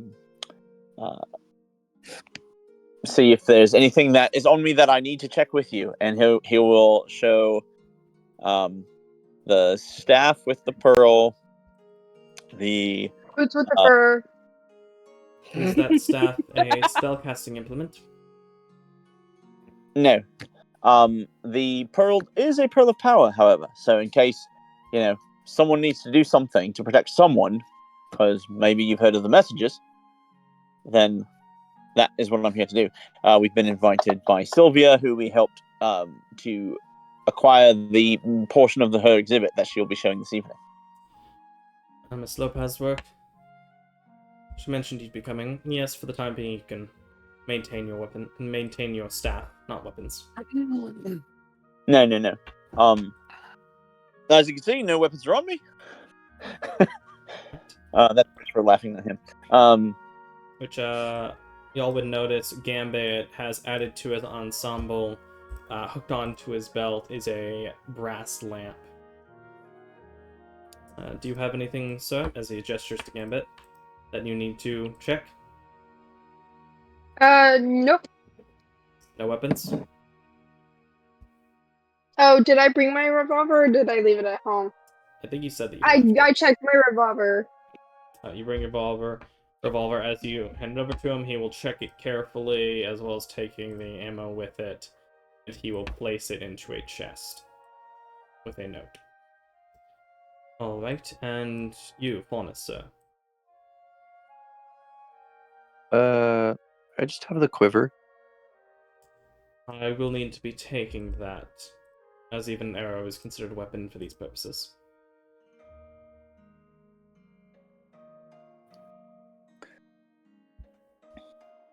Also, out of curiosity, has the Dream Lord of Nace, has he given his speech yet? Not as far as I'm aware. Good, good. There's still time then. Delightful. Does He- Doug he- give up his quiver? I mean, yeah, sure. Begrudgingly. I mean, it doesn't. Nothing's visible from it because it is like, I guess, a magical compartment. So like, arrows wouldn't be like seen out the back. Fair enough, but he would still take it and he would set it along with the weapons rack, along with a note. Very good. And you, the last person. And what is your name to go with the weapon? Talking to me? Yes. Yes, sir. I didn't bring any weapons with me. Good. Right. And he would ask for your weapon or names, be able to get Doug and Raymond and everything to mark it with your things that you are checking for those of you who did. Good. Should you need it, the room across the hall is a meeting room should you have to have any private meetings with any of the members of the party. And if you go through the south, you will find yourself in the ballroom. Thicket raises his hand above the counter. Yes. I brought earrings and this pocket watch and my cool new hat. It is a very cool hat. But none of Just that needs to saying be that? checked. Okay. You Right. didn't ask. My apologies. Do you have any weapons you need to check? No. Very good. Alright. Assuming y'all do go southward, you can move your tokens. It is up to you at this point. You would step into the Anastasia Ballroom, where you see a large room twice as long as it is wide. The coved ceiling above bears 5 chandeliers across the room and 4 wooden pillars that support the ceiling. Along each of the light gray brick walls are candelabras spread periodically. The dark tiled floor spreads around the room with a series of repeated mosaics of blue and white flowers that fill the center of the flooring. Various tea tables are spread across the room, as well as fine benches along the wall that you enter through. On one side of the room, off to the right, are several larger octagonal tables that are flanked by chairs and topped by baskets of bread and pitchers of water. Opposite to the tables is a food area with fine dishes and several servants that seem to prepare drinks and care for the area. The southern wall of the room has various windows, but a long curtain is hanging in front of the space, hiding a portion of the area. And I will go ahead and I need to give you vision to some NPCs. So let's go with there. You would see a familiar face as you see Rusty Rayane Dervishi, which I'll go ahead and share her image, which would be familiar to some of you, not as familiar to others. The cat faunus with a pink set of fur and hair, as well as her tail and a mechanical arm, as she does seem to be missing one of her own. She's not wearing the outfit she is in that image. She is actually wearing, let me check my note for this.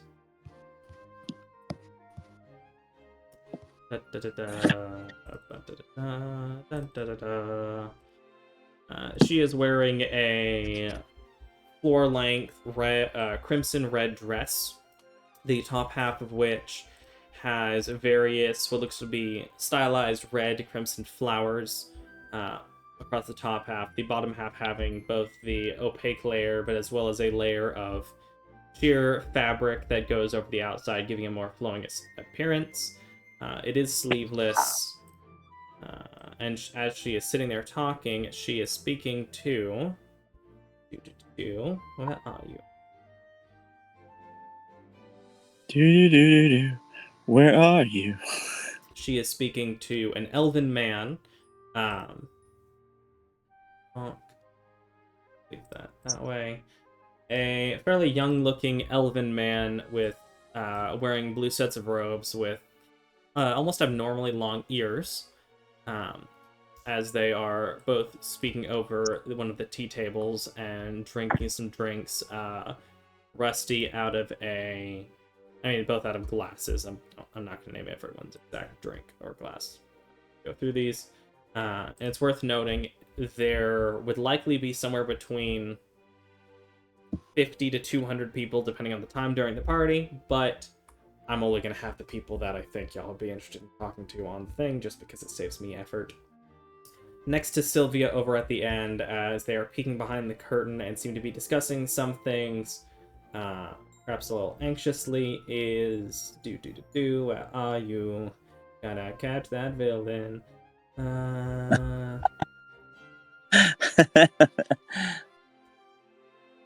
There you are. You would see a dark-skinned human man who doesn't look exactly the same as this image, but with hand wraps, his own fairly nice wizard sort of robes, and more of a cloak on his back as they're speaking and looking through the curtain, and just seemingly discussing whatever is beyond it. I like his flip-flops. Yeah, some sandals. Over to the right side of the room, you would see, let's see, dun da da da, dun da da. And you would see Wait, a halfling woman. Come again? Do we know Jesson?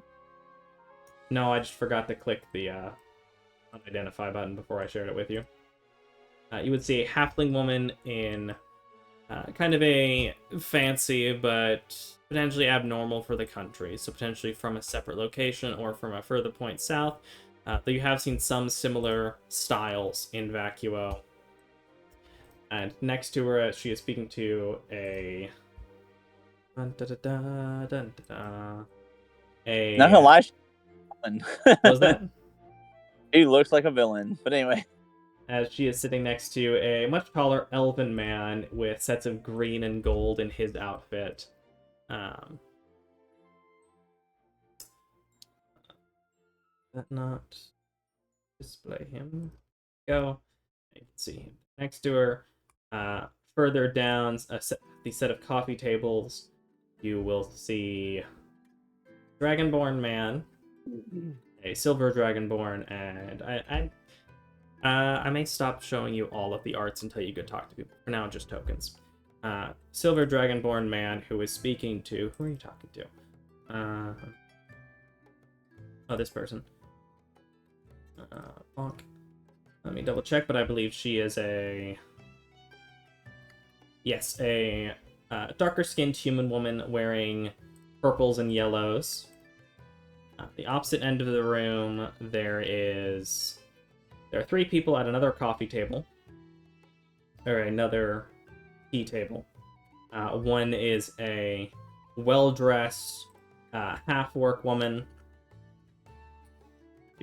She is wearing purple and golds. She is speaking to a dark-skinned tiefling woman. Honk, honk, honk.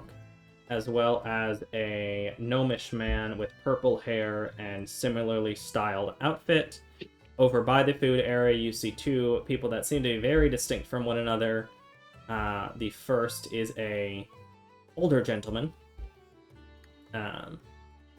who seems maybe perhaps mildly perturbed or almost annoyed is the vibe you get from even from farther away, with various red nice robes. And standing further away, not really interacting with the older man, you see a younger copper dragonborn. Wearing blues over his copper form, and I think that's all the people immediately in the room that you would clock. Do you want to just do like round robin then, so that like everybody can take time to do something? If that's what y'all want to do, sure. I just don't want anybody to step on anybody's toes. Like if somebody really wants to do something, but maybe they're more quiet than maybe like me or whatever, then they wouldn't feel bad. You know what I mean? Sure. Well, I think Gambit's gonna be more shy anyway. Oh, and off to the I don't corner mind. is Athaka, arms crossed, leaning on a wall, kind of watching the room. Okay, so why did we get invited to this place in the first again? You didn't technically. I You're know coming I with. did. John Why says does that to party need Thicket. to? They stand by the room. So I'm gonna treat where y'all move your PCs to be where y'all are going in a given moment. Thicket, why did we get invited here? Because we know Rusty, and I point over to Garand and Rusty. For the record, you And, didn't know Rusty was gonna be here. And we also know Sylvia. I point directly across from us. I wave at Sylvia. Okay, but so we got invited here by them, but who? Why? We discovered some stuff in a ruin. And Sylvia's an archaeologist, and so she invited us because we're friends, and also we have some stuff from the ruin that is on display. Is it anywhere where I can point to it? You don't see it. You don't see the display Okay. as of now. I Supposed do to be on not see. display. Maybe it's like gonna be unveiled or something. Okay. So we're just here because we discovered something that's going to be on display. Or you guys did. Yeah, and we're also super cool. I mean, that goes without saying. Okay, just curious. I didn't know if there was an ulterior motive to being here. Like schmoozing with people. No, not really. Alright then. As we Is there round. here Sorry? that John recognized? Other Other than Sasha. You'd maybe recognize one of the professors, but probably not, no. What was Gambit's final name? I'm gonna put it in character creation. Raymond Raymond Walter. Walker. Don't laugh at me. It was under pressure. Not a bad Raymond name. Walter White. It's very No, it's fine. generic. So as since we're gonna go on, should we go like round robin in a certain order, or perhaps just like on what Discord says for alphabetical, or what? Your choice, man. You're the boss.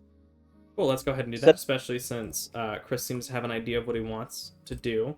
As Garand, and I think is Gambit following behind Garand as he heads toward Rusty and the unidentified man? Yeah. You would Gambit's walk just over... hoping.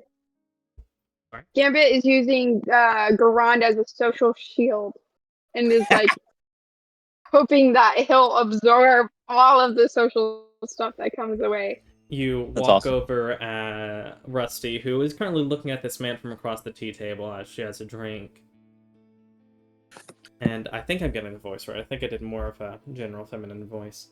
I'm just saying, if we could find a way to have sending on a vast scale, we could make it much easier in order to get information out to a grand populace, particularly if we could get some kind of ability to utilize it as a high-speed amount, perhaps even if you could have individual sending stones that each have their own code or connection. And he responds, I just don't know that with our current capability of magic that we could properly do something like that. On such a large scale, that's rather unprecedented. Even with much larger levels of evocation magic, sending is already a difficult spell for some students, and getting it at such a large way would require a very powerful magi.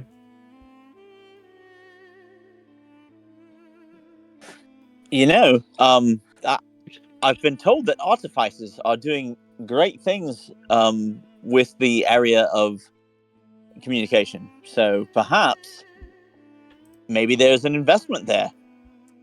Rusty, pleasure to see you. Rusty turns around. Garand.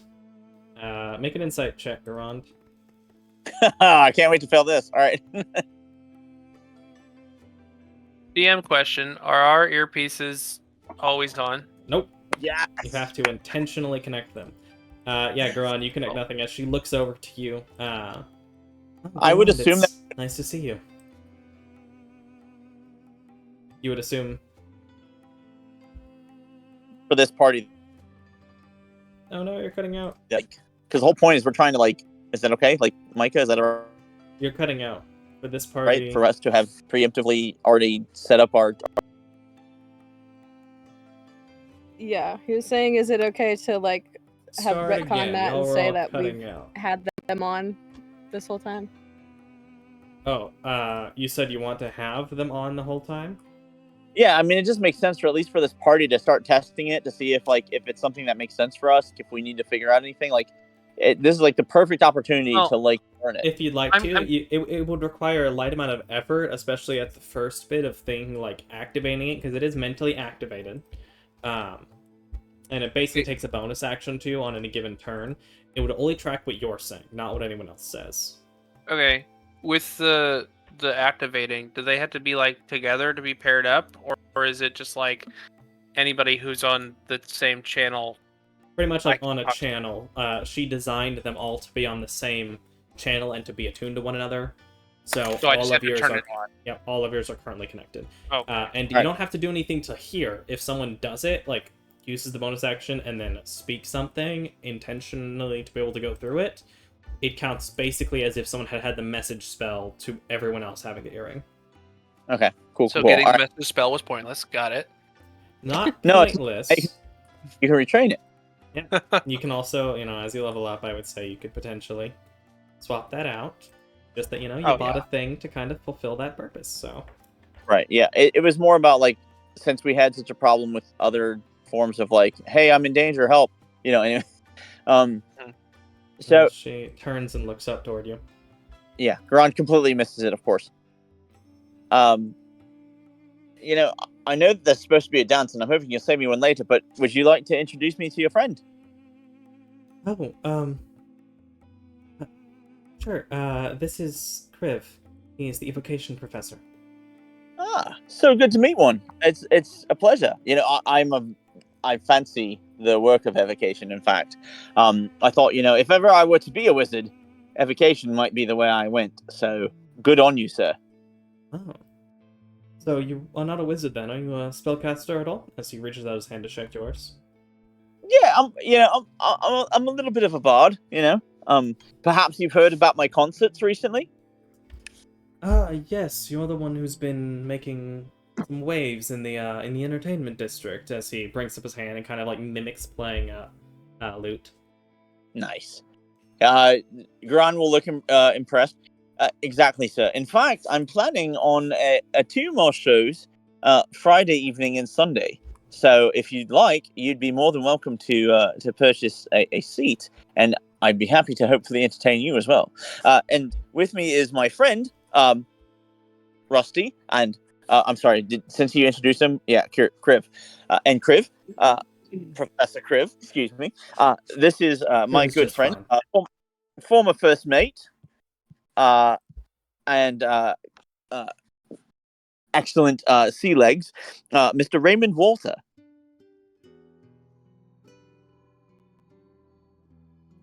Raymond, that's you. That's your cue. He's like, go ahead. What? Hello. You to do what? You can talk to people. I mean, I know you're still getting used to the whole thing on land. And you're used to just busy work and cleaning and swabbing decks and all that. But when someone's introduced you, you say, "Oh, it's my pleasure to meet you," and then you shake hands and stuff. Oh. I'm really kind of teaching him the ropes of how to do society stuff. So just bear with him. Teaching me the ropes. Well, that's why I said ropes, because you're a sailor. Yeah. I assume You're very you funny, move Ron. forward. Kriv reaches out his hand. A pleasure to meet you. Nice to meet you as well. I've never been one for the sea. I get a bit sick, but I respect the effort.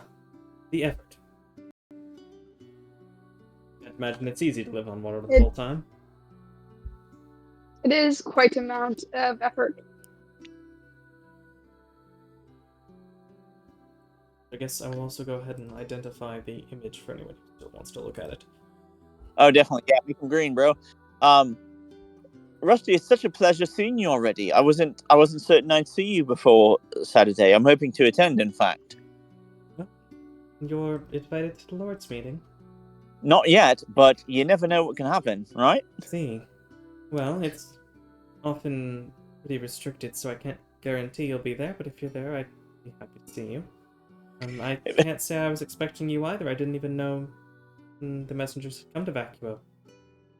Yeah, I'm just hoping that maybe word will get around to my uncle, and maybe he would like an attendant or something. Just an idea. Ah, well, nepotism is highly effective. Not that I think you'd be using it for your own gain. You just seem to like to do things. But well, we'll have to see where it goes. What brings you here tonight? Did you have a friend or one of your party members attend here? Well, yes. Well, Sylvia, who's going to be unveiling some of the recent discoveries and finds for the archivist department, we're responsible for some of that treasure. So, Oh, she got you work. reports, and we are partially responsible. So, of course, we're invited for that purpose, and like, oh, look at that, and hopefully we can encourage, possible benefactors to support her work and what she's doing, because if not for her, we would not have found some interesting treasure, and if not for us, she would not have learned great things about history. So, it's a beneficial relationship for all. Same. So your adventuring paid off then. Brought you around. It usually does, and I get to see you again, which is nice. I'm hoping that you will save me a dance, my friend. I will. She gives you a smile. With the one inside, I'm not even letting you roll again. You don't learn any more than that. Completely blind. And again, unless Garon gets a truly knock over the head, hey, I'm super into you, it's not even going to affect him. And if they're not an adventurer anyway, he's also going to be like, well, I don't know how that's going to work, but maybe long term, sure, one day. I'm people watching with Asuka. Can I tell from across the room? From that far away? Make a perception check with disadvantage. That's a ways, yeah. If you'd like to join us, we're discussing the potential uses of evocation magic, particularly in the realm of communication. You get an odd instance of the way she perks up and faces toward Garand. You notice she seemed fairly anxious when he immediately came up, but then after something he said a few minutes later, it seemed like her shoulders relaxed a bit. Okay. Oh yeah, no, yeah, that's forgive me if I jumped into the conversation prematurely. No, I do agree. I think that there is a vast potential, for a more global or at least regional sort of communication opportunity. In fact, we only recently hired Astoria Pendragon from Pieces of Avalon to commission a selection of items. Perhaps you've heard of the magical enchantment, or Earrings of Whisper, something along those lines. That is kind of like a very simple version of what you're talking about, and I don't see the inherent problem in what you're saying. I think that there is great potential here, and Kriv, as the professor, as the main man, so to speak, I think that you definitely have it within you to be able to do proper research. Maybe you could consider speaking with either a divination or perhaps a conjuration, colleague, and see maybe if they might have some insight that can kind of bridge the gap between what you can do with evocation. Just because, while evocation might be perchance the better school, all the other schools still have their place and their merit, correct? Oh, I wouldn't even go so far as to say evocation's the best of any kind of school. I think they're all relatively equal. They all have their uses. I'm even particularly jealous of druids. Check on that. How does the professor of evocation not say it's the best? That's confusing. Insight check. So I'll probably fail this as well. Particularly, I'm somewhat jealous of druids. In particular, I'm quite interested in seeing how they interact and seeing if we can replicate their control and mastery and growth over land and plants in a level that wizards have access to, as wizards have relatively limited access when it comes to the natural magics, and I think we have some to learn from them. With that insight, it's hard to tell. Okay. He seems to be relatively straight-faced. His emotions don't seem to change much, even in the different things, though he did look slightly a bit of like, oh, you're ganging up on me, looking between you and Rusty.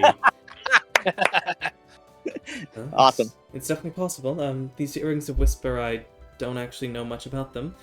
It's It's possible, but I don't imagine it'd be easy or cheap, especially if you're speaking on a citywide scale to be able to have such communication. Tell me more Can about you these repeat the earrings. druid part? My Wi-Fi cut out and I missed it. I find druids to be their mastery over plants and natural magic to be exceptional, and I'd love to be able to learn from them and potentially what can be replicated from a wizard point of view, as we have very little connection to natural magics, and if we could potentially gain access to those greater effects, we could become more well-rounded in our herbology. Something to that effect is what he said.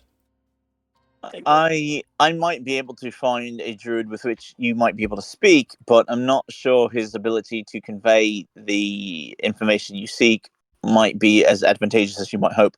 However, my understanding is that they come from a more primal, divine sort of aspect, whereas the arcane is somewhat different in theology, practice, ideology. Yes, the different So, styles of magic do tend to have quite a bit of differences, quite a bit of connections that can make it difficult to transfer from one to the other, but I hope that with learning from the different styles, we can implement a few bits of perhaps more druidic or even divine magic, if that's what it ends up being, to have a greater effect and a greater understanding of magic and the weave as a whole, despite the origin.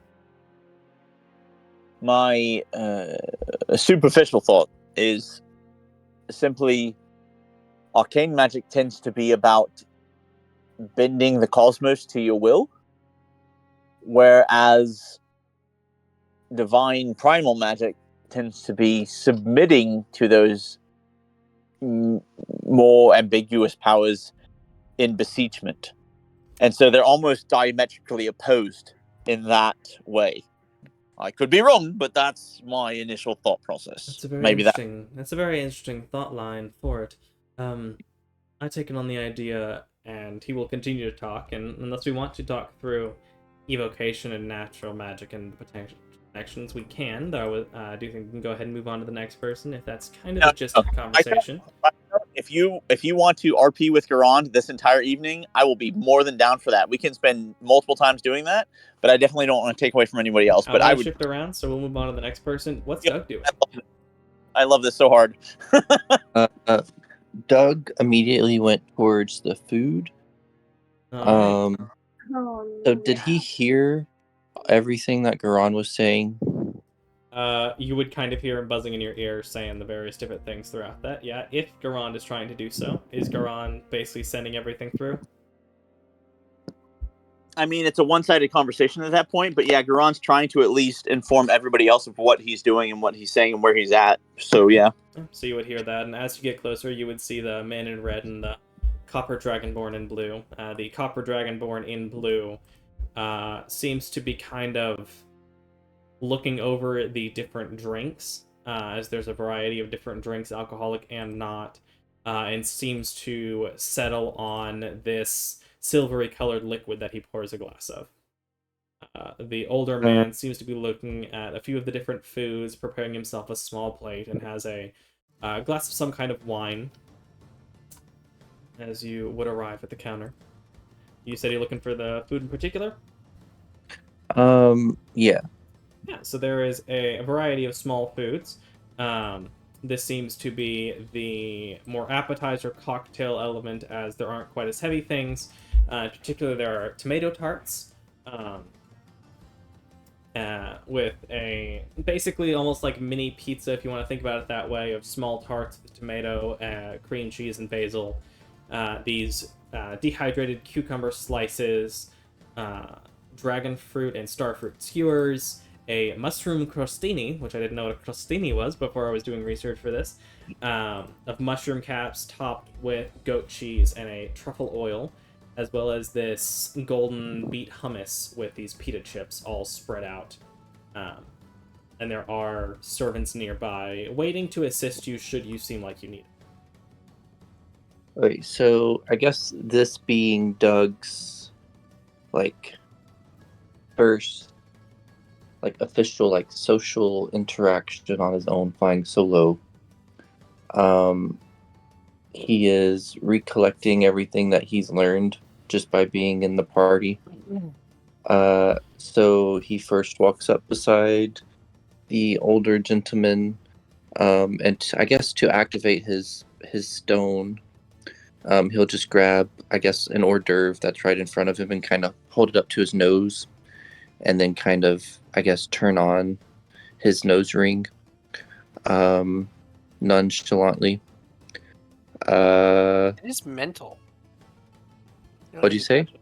I said it's mental. You don't need to touch it. Yeah, you don't have Okay. to touch it. You can just think it. Still technically Um, takes a bonus action for in-combat stuff, but yeah.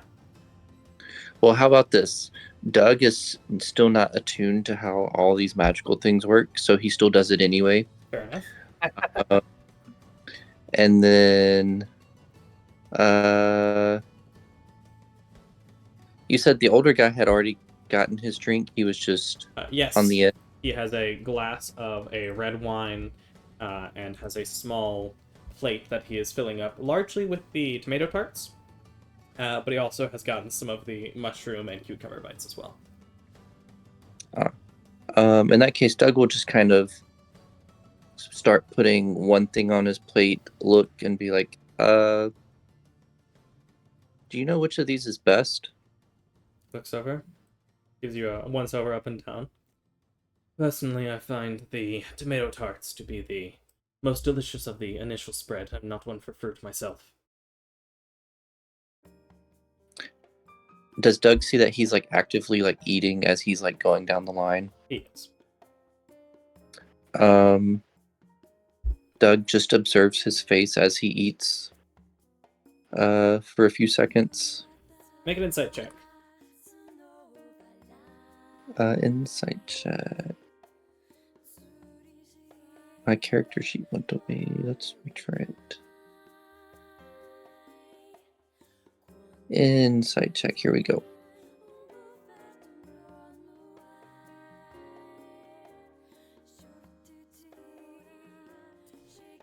Yeah, he is eating them pretty fast. He seems to be favoring the tomato tarts, even goes back and gets a couple of more as he finishes getting the rest of his plate together. And seemingly as he turns around and looks at the rest of the room, he doesn't immediately move to go away from the food.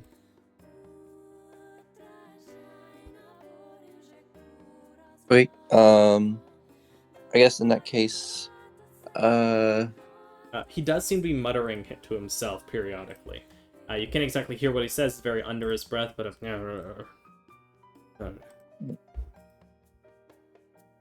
I think Doug just says like, "What is that?" Like, not knowing he's like talking to himself. What? Yeah, I think you were like saying something, but I couldn't quite hear what you were saying. Just commenting on how all of these young wizards, even the ones, especially the ones that are new, seem to be so ready to gallivant and have all these parties when half of them are failing their tests. Well, not half, but more than there should be. Oh, so like this is a party for wizards? Well, it is the college. What do you expect? I take it you're not from here. So yes, I didn't expect, and yes, I'm not from here. One of those logically leads to the other, I suppose. Yeah, you could suppose. I'm basically just here because I found something that is going to be displayed later. Oh, you were part of Sylvia's dig or archaeological mission? Sure. Well, we appreciate your help. It's always good to have a new discovery made by a young wizard. She's a smart one. Yeah, and by we, you mean... The college. I'm Headmaster Varen Windrider. Oh, okay, so you're a part of the college. I see. That is correct. And, like, what is your, I guess, or, like, what particularly do you do at the college? I'm the headmaster. I run it. So you were in charge of her, I guess, excavation? I did give permission and set aside a certain amount of money in order to help supply it. I'm the one she ultimately has to impress to properly create a archaeological department. And would you say you were impressed? I think her work is rather incredible for the amount of time she spent on it. She was able to bring quite a lot back and a lot of information from spending only a month and a half, 2 months at the site. Not to mention she's quite talented. Jessen is a bit too particular. He can be slower when he needs to be a little bit faster on occasion. But yes, overall we're rather impressed. It is something we'll be bringing up at one of our later meetings to see if it will continue. Well, that's good to know. Just glad to help. Are there any like ongoing, I guess, projects that the school is doing in addition to what Sylvia's doing? Yes, very generally. However, not any particular archaeological ones. We have different experiments. Even some of the different some of the professors are working on their own individual practices. We have different contracts with different lords to make different items for them, as we are one of the leading magical item designers and creators across the country. It's quite common for us to have our transmutation students put in work for pay, of course. What would you happen to have any knowledge of the school in Vane? In vain. Yeah, Oh, I actually Miss Hellion's little a friend- class. I have a friend who's, I think, studying transmutation in that area under her. Lady Hellion's magic is wasted on such a small group. She could teach hundreds of students at her quality. So would you say it's a good thing for my friend to be under her in such a small group, more one-on-one time? As much as I would prefer, even encourage her to come work at the college, and I have. Yes, I think he is likely getting some of the best education he can in the country. Short of having tutors directly from my own professors. So is there like a reason why she just refuses to work at the college? He believes magic is too intimate to be taught on such a grand scale. Something I frankly disagree with. By intimate, you mean like Personalized. it's something one needs to. It's not something everyone needs to know, or like. That's one way to view it. Not something everyone has the capacity to know, and well, I do agree with that. I do find she is quite restrictive. She is very particular about her students. If someone has aptitude, they're welcome to try and learn here. If they find themselves unable to continue, they can drop out. Perhaps use their skills somewhere, even if it's simply a few cantrips. Hellion, however, is incredibly particular with her students. In fact, we've even had instances before where students have come over to our school because they were rejected from her. You sound a little upset, I think. I just think she'd be better served here. Would rather be So- able to serve better here. But one cannot control another wizard. To do so is paramount to being, well...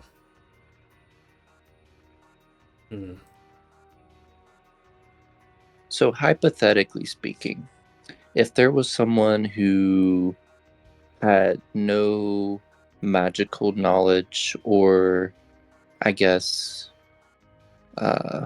aptitude of such skills, would they have a better chance of being accepted here compared to other schools? Well, not very many of the schools in the country, but yes, the more likely the better someone is at having initial aptitude is somewhat a prerequisite. If someone has no capability to cast magic, doesn't have a knack for it or a talent, it can be quite difficult for them to work at a magic school, to be able to learn here. Though, technically, we do allow people to study here and attend lectures, but it ends up being not quite useless to them, but The simple knowledge of the arcane is not nearly as spectacular as being able to cast true magic yourself. The difference I see. between... Well, you look more of the weapons type. Are you speaking for yourself when it comes to low aptitude? If I said yes, does that change anything? Well, it changes my answer here. Think of if someone had all the knowledge they needed about a sword, the exact way the blade works, techniques, but they didn't have the strength to lift it. Would that knowledge do them much good? I mean, I would think it would help them with people who could use it. I suppose so. I guess it is technically possible that someone could even teach others about some magic through knowledge of the arcane. But without the personal experience, if someone never swings a sword, if someone never enters a battle, do they truly know how it feels to have a sword swung at them? You seem like you've had some experience. The difficulty of a battle, the moments when an enemy is trying to kill you, as he gestures to his own head with a scar on his forehead, something you can't replicate. Mm. I mean, I guess that's true. I guess the best coach Experience. learned firsthand. Yes. And if someone has no experience with the arcane or no ability to cast any sort of magic, they are restricted in what they can learn. You can only get so much from books before you can cast something yourself. You have a desire to attend lectures here? Because we could likely give you the ability to attend lectures should you so desire. Does a particular school intrigue you? I mean, possibly, like, I'm just now getting used to being around magic. Not that I'll ever use it, but it might be helpful to know how it works, or like what is advantageous, what isn't. What is your name? Oh, it's Doug. Well, Doug, of the glances. Well, he wouldn't actually be able to see your orange sent it to you. Well, Doug, you have my permission to watch or listen to any of our lectures. Perfect. And then I guess Doug would just continue asking about like, just. Would have more things to say about the school and what they're doing in individual projects, though I don't know them all what I would have off the top of my head. Well, I think it was just more so going to ask about other like magic schools, or in terms of like, I guess, gathering information on what other cities might have some sort of information or knowledge about, I guess, different types of magic, or different, I guess, lore. Fair enough. While you're doing that, is Gambit doing anything else, or is he just kind of watching Goran speak with Kriv and Rusty?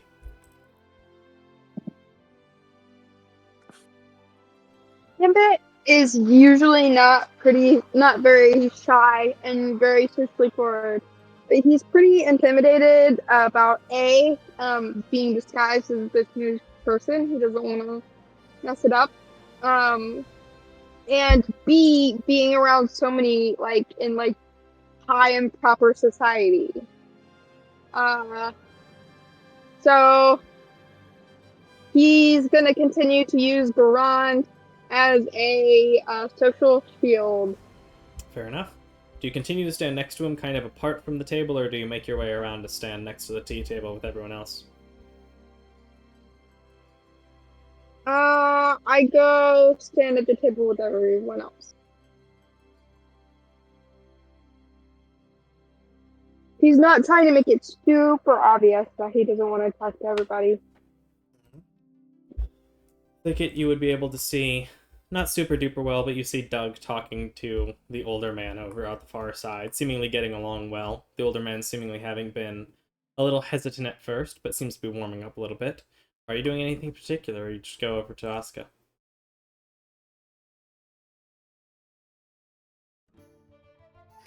So, hi, Asuka. Hello, Thicket. I didn't realize you were all going to be here. Yeah. So, do you have any friends here? Not really. I'm not terribly close with the school. I'm more so here because Simeon wants someone to represent him, and Do you have any enemies here? not explicitly. I don't Okay. tend to spend a lot of time at the college, though Simeon does have me attend lectures occasionally. But I tend to keep it more academic. I'm not very good with people. Who is that person? And he points to who Doug's talking to. That's the headmaster of the school, Varen Windrider. He's an older man. Okay. In fact, That- I believe Simeon has even said a couple of times that he wishes Sasha. I'm sorry. Yes, Sasha. Sasha? Yes. Am I remembering? It is Sasha Hellion. Yes. Yes. That Yes. he thinks it would be good for Sasha to actually potentially take his job as headmaster. Ooh, He's talked that'd be about a how big job. good she is.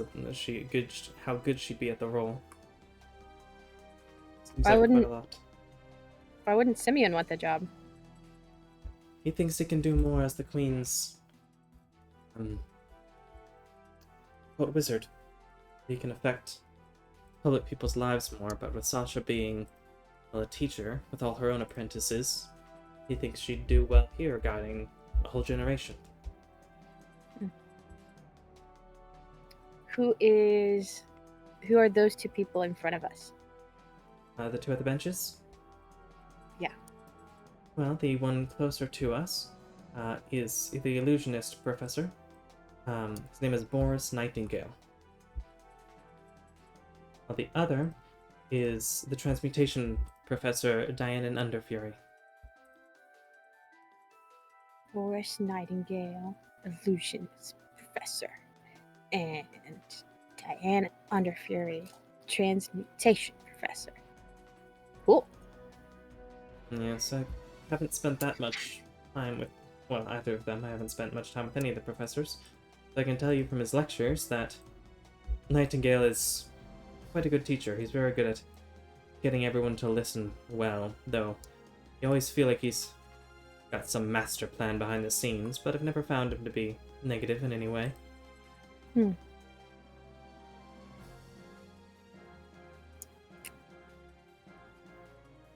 What No. about those people at that table right there? Down there, that is Professor Cassius, the Dragonborn. He is the enchantment professor. Ooh. Oh, Enchantment Professor Cassius. Wow. and he is speaking to Alara Shadra, the divination professor. This purple robe looks cool. I think so too. Laura Shadra, divination professor. I'm like repeating everything so that Karan and everyone can hear. Ah, okay, so you're repeating it into the microphone. Who are those ones over there? All right, that's kind of hilarious. That's Oh, it's basically Cassius like. Alara. So what you're saying is, it's like the person who's clearly wearing a wire.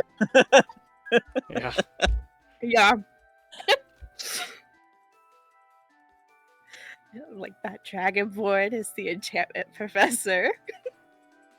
I don't have any real connection to either of them. I know Alara is judgmental of anyone who's not a wizard. But beyond that, she's kind. Especially if you are a wizard. Which I am not. I thought you could do magic. Well, there's doing magic and then there's being a wizard. My magic largely comes from my own blood and from the effects of the Grim inside me. Oh. It supplies Right. some of the energy itself to allow me to do this magic. It's what I draw on in combination with whatever tiefling heritage I've grown from this connection. My magic comes from the moon. The moon. I would have Yeah. pegged you for a druid pulling from the trees. I am a druid. Oh, but you pull It from the comes moon. from the moon. I guess that can make sense. Though it's not something I'm not terribly familiar with druids to begin with.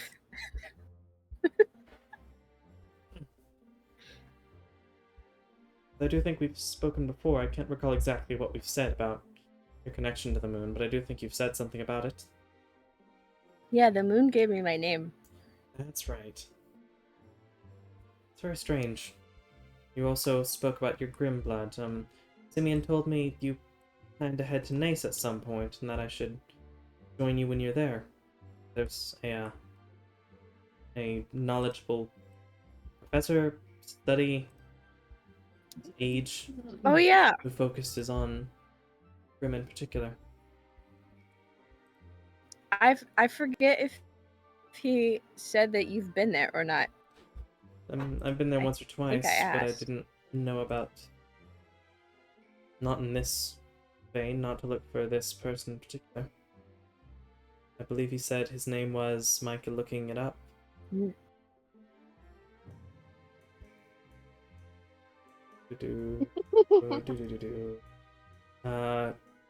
Rayburn Waldbell. Not someone I've spoken to before. I was on mute, but I just did have a great joke, but that's fine. Big sad. Well, I haven't spoken to him either. We can speak to him for the first time together. I think that's a great plan. Hopefully we can make some progress. Who is that? Who is that lonesome person behind Garand? I don't know him. Maybe he's one of the students. Is it weird that he's all by himself? Well, I was all by myself.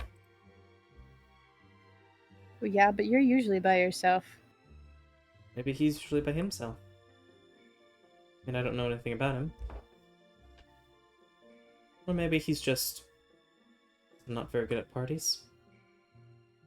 Or maybe he's angry about something. Hmm. We Does he could go look try angry? to find out. You can't tell from here. Can I tell? From that distance? No. Yeah, that one's not even really a check. You're 100 feet away. No. Can Doug look to see if he can tell? If you're hearing this, sure, make an insight check. He is hearing this.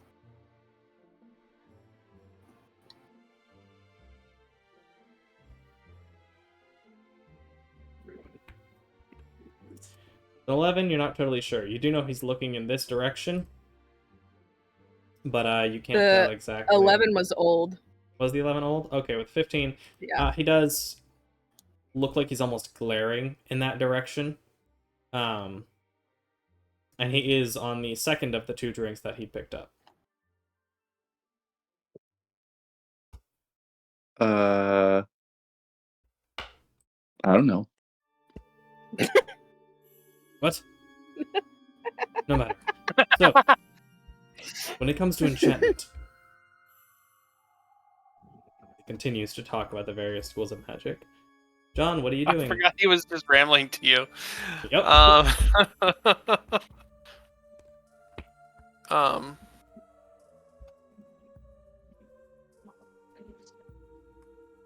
don't know. I'm gonna go over these random people here and just like introduce myself. Hi, I'm John. I don't know anybody here. Oh. As they look up at you from whatever they were talking about, somewhat stopping as you look over, getting a as he fixes his glasses, getting an almost piercing look from the elf. The name is Boris. Nice to meet you. Diana, she says. Are you an associate of someone here? I don't recognize you as a student. No, sort of with associate of Sasha and. Oh yes, you're the one that I'd had to send the extra messages from. You're one of the messengers, right? Yes. Oh, very good, very good. We're glad you could arrive. Well, not every day we have someone help out with one of our large projects, such as the archaeology. Yeah, I just sort of be, I didn't have a whole lot to do with that. I wasn't really part of the group back then. So, but well, we all just sort of be came with them. sometimes. but so I'm just kind of hanging out, Oh, well, you're welcome here taking it anyway. all in. What do you do here? I'm the transmutation professor, and I'm the illusion professor. Which, given that, forgive me if I ever seem like I'm hiding something. It's just a natural disposition.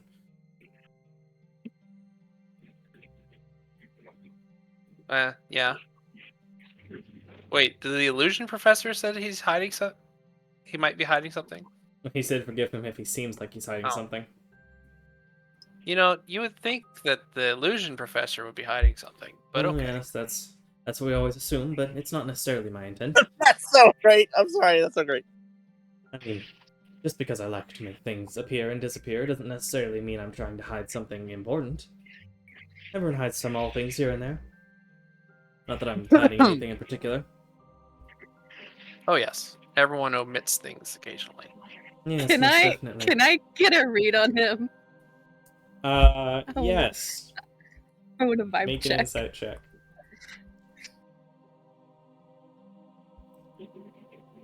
He's hiding. Nice. It's the weirdest vibe. It's like every single sentence he says is a half lie. And it shifts depending on what the sentence is. And it's so odd, because he almost like displayed as he shifted his glasses, talking about how... Like, it seemed like he was telling the truth. Oh, everyone always assumes illusion professors, or like that I'm hiding something, it's a part of the job.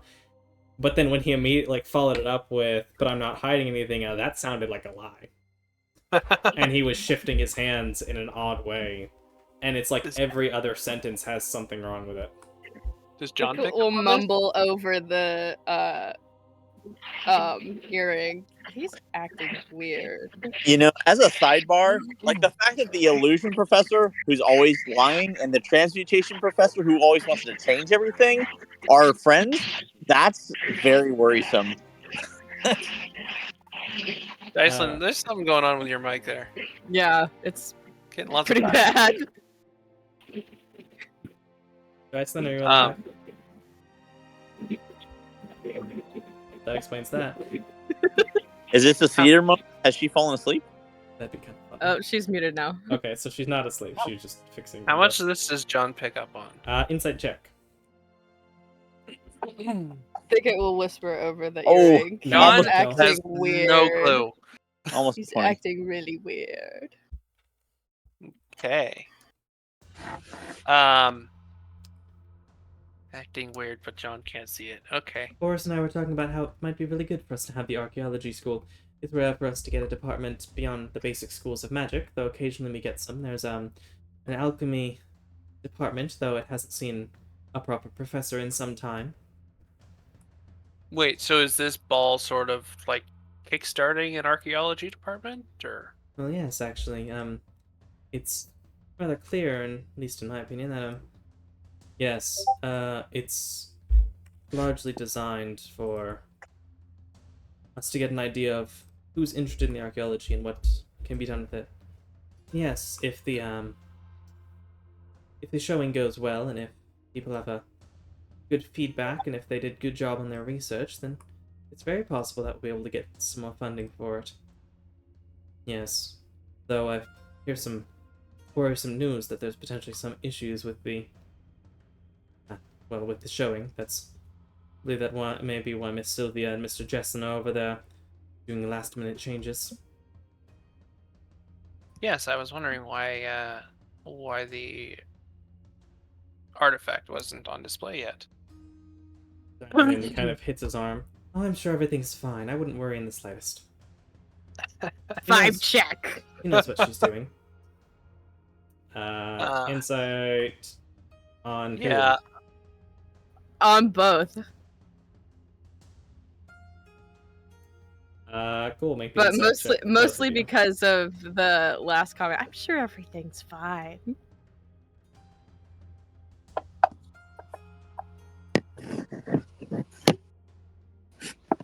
Do I need to roll a second one or just one?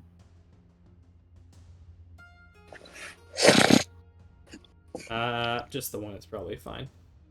And John, you said you wanted to as well? Yeah, I mean, he probably would have noticed the elbow bump there. Try to see if something's up. He gives a mischievous smile. Thicket, you take it with him talking about, things being wrong, to just be him fibbing. John, you have a harder time telling, but he does have a mischievous grin as he's saying these things. And Thicket, you would notice that around this time as well, two people make their way in. Not quite arm in arm, but clearly walking together. This alchemist fellow and a woman that seems more unfamiliar with the magic, with this long blonde hair. Bits of some actual, though it's well polished and clearly meant to be nice, still wearing armor. What looks to be a holy symbol pinning on her scarf as they come in and seemingly just make their way over to the side and sit down.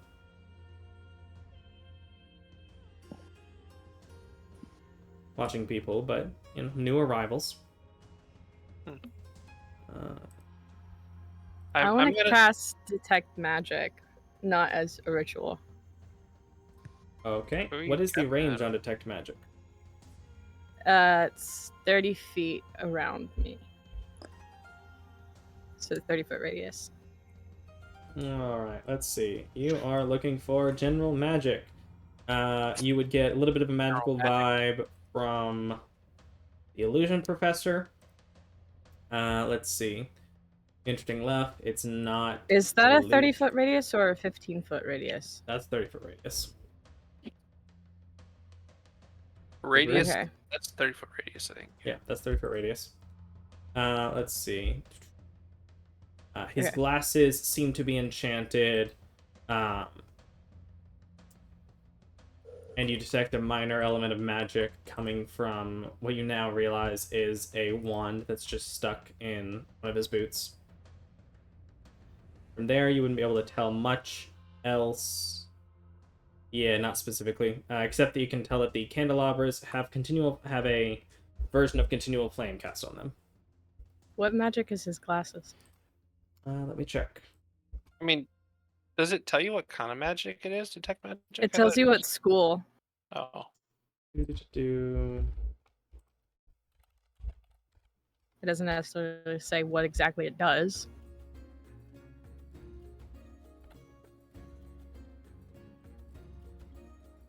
It is divination. Interesting. I'm gonna do a walkabout while this is up. All right. Go ahead and move. I was gonna say that John's about to exit this conversation and move yourself about where you'd like to go, and John, you can also move yourself if you'd like, as people move. Well, I mean, if themselves Thicket's gonna around. come up and join, I won't leave. Just How do I do it with the circle? Can I do both at the same time? No. Oh, you're just I gonna don't think saunter so. about. Never mind. Go on, walk about. I love Yeah. it. If you walk around, you could potentially get the entire building. But if you're just like, that depends on where you want to go. I'm gonna just say I'll have to attend one of your lectures sometime. I gotta go talk to my friend. I'm gonna go walk by and start heading towards the food table with John, I guess. Ooh, free food. Well, it was nice speaking to you. As you end up leaving, come back and we can talk some more if you'd like to. Yes. I'd be so curious to learn all that you know. In a very odd way of saying it. And you don't detect. Let's see. From Diane, and you. Do I even need an insight check to know whether that's sarcasm? No. Diane, she has. You detect an element of transmutation on some of her necklace pieces, but nothing beyond that. As you walk by, you would see the alchemist fellow. Let me see. He does have a pouch at his side that does seem to have a few different, looks like potions or small vials that he was seemingly allowed in with, that do radiate magic.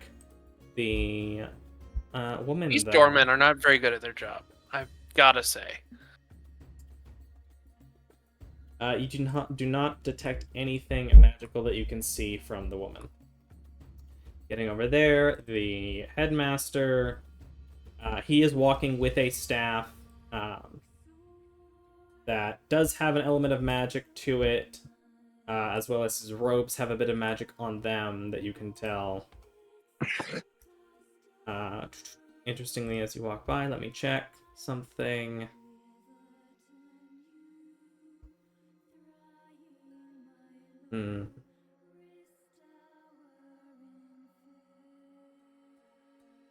One of the drinks appears to have a minor divination magic on it. At the table? Yeah. Or the food table? Oh boy. Yeah, one of the drinks has a minor element of magic to it.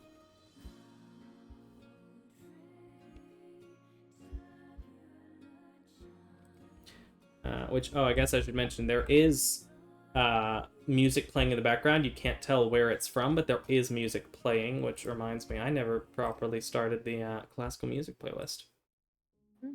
I'm checking what all might be magical here. There is only one magical drink that you see as you come over and specifically look for it is the Shanty Shandy.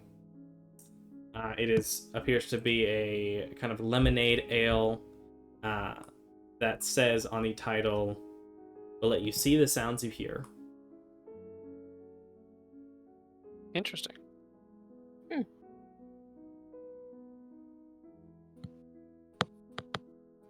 I'm gonna continue and All do like a right. full circle until I get back to Asuka. Fair enough. Quick rundown. The half-orc woman. You Wait do for me. detect a wand tied at one of her belts. Nothing else in particular. The tiefling woman has an element of necromancy magic coming from her necklace, or one of her necklaces, as she has several. The gnomish man seems to be entirely covered in some amount of transmutation.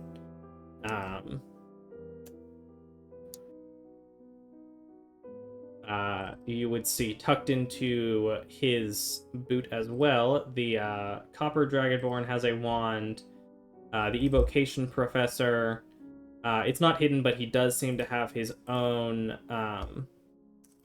staff just kind of set off to the side that seems to be his focus.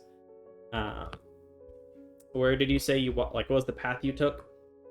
I'm just doing like a full circle Right, as you around come back like around the dance floor. on this There's side. like nobody in the middle. Yeah. So. Well, there are, in theory, people here. I just don't have 100 different NPCs.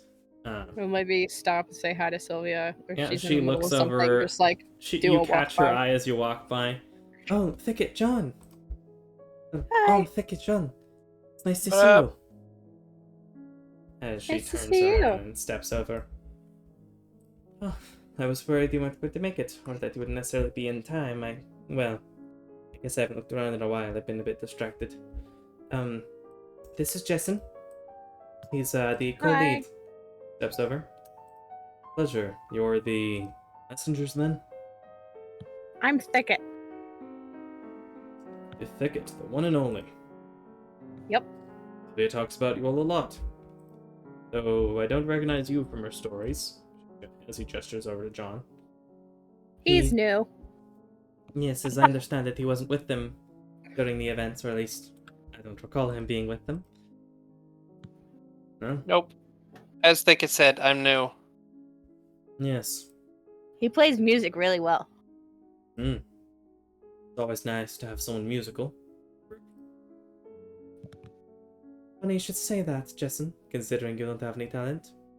Hey, I try. Are these two people married? Because that Trying's sounded the like a fun jab. part. As you see, he does have some ink stains and seems to almost compulsively adjust his wristbands and things.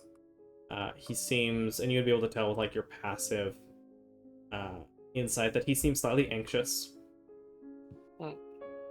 Still kind of surprised that Sylvia let you all take multiple artifacts from the scene. He gives her a look. I thought it was reasonable, and they seem trustworthy. Besides, we got the You swords took back. very good care of them. You even repaired one of the swords. Yes, I did see that.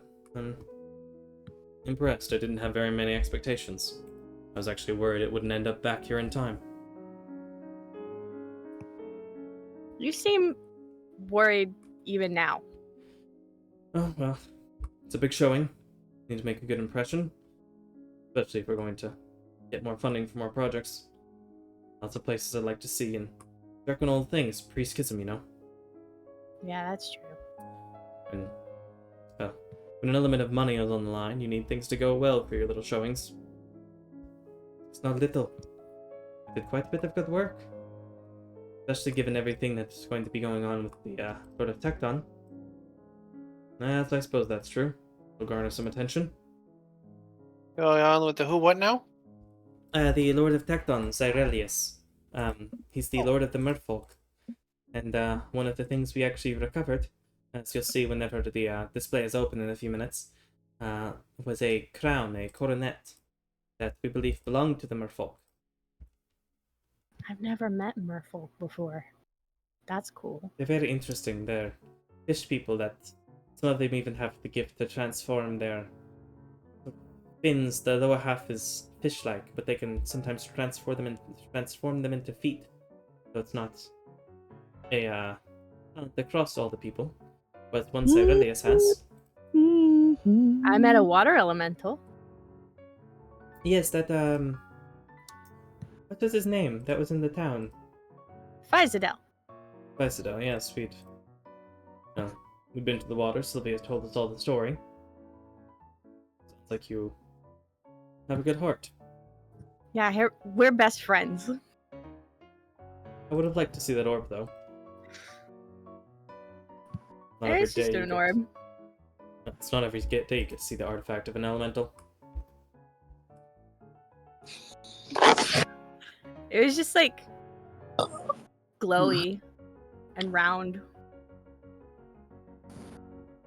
Did you take the time to find out if it did something? I don't remember. He looks I over don't at Sylvia, think we and did. you didn't stop them to find out. It wasn't my orb. He rolls his eyes. It wasn't our orb either. We gave it back. Yes. Technically, some of the objects here aren't ours, in quotation marks, but we still want to know about them before returning them to their rightful owners, like the coronet. We have learned quite a bit from the culture. It's even a surprise. As you'll see when it opens up, it's actually made of what seems to be almost coral reef-like material that seems to still be alive despite having been out of the water and in a desert for several hundred years. That's very cool. Impressive. As y'all continue to talk, and if you wanted to check, you would get minor elements of magic from the other two professors, but you would not get a lot of other magic from what you can see. Not Okay. out directly. The Get doorman them. did Two not do a people with great hidden job. wands. Hmm? We have two people with hidden wands. Yeah, I was So, gonna say, it the looks doorman like did not do a great job. They didn't even use detect magic. Like, come on. he has a wand that looks more hidden. Who was the other person who looked like they had a hidden wand? You said Boris had one. Oh yeah, yeah. His does look like it's kind of hidden in his boot, Yeah. as does the Copper Dragonborn. But I do think, with that, given how late it is up to 11 o'clock my time. I know midnight for Chris and potentially others. I do think we start there as it gets toward the end of the cocktail as the beginning hour. As one of the last people to arrive, you would see a adult but somewhat young-looking elven man come through. No weapon on him, of course. As it is getting close to 6, it's maybe 5, 8 till. Do. Aw, yeah.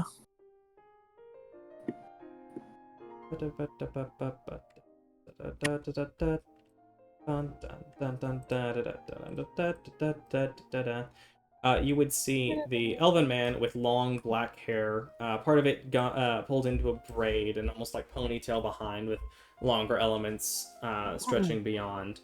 His white and purple outfit spiraling around him. A fairly nice robe that seems to be very Mistral inspired, the continent farthest to the east. The lower half seemingly be sort of a robe that goes over his pants, being made of purple with various elements reaching off. The top half, his shirt, being much more white, very silk and clean, seemingly having a longer black undershirt beneath. Long black pants, and though shown in the picture but wouldn't be there, is a sword, though it also wouldn't look like it is in the picture, as you would see this man. I don't think I need to leave his thing unmarked. Bashon, what's up, bro? I think as Lord Snotatatsui arrives entering into the building, that we will stop there for the night.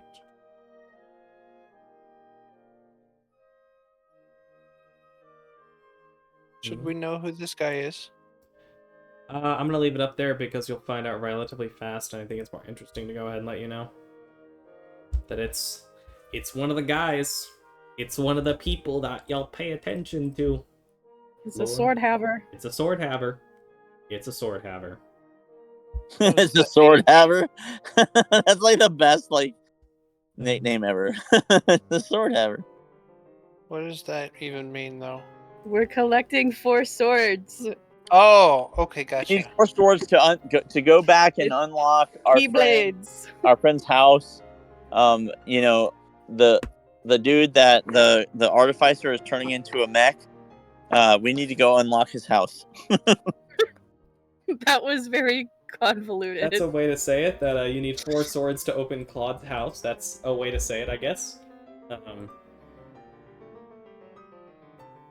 4 swords to get the divine spear. My boy's trapped. Defeat an evil god. I see. Yeah. And I think with that, I'll go ahead and end the recording. I have a little context here. Bye, YouTube. Bye, YouTube. Bye.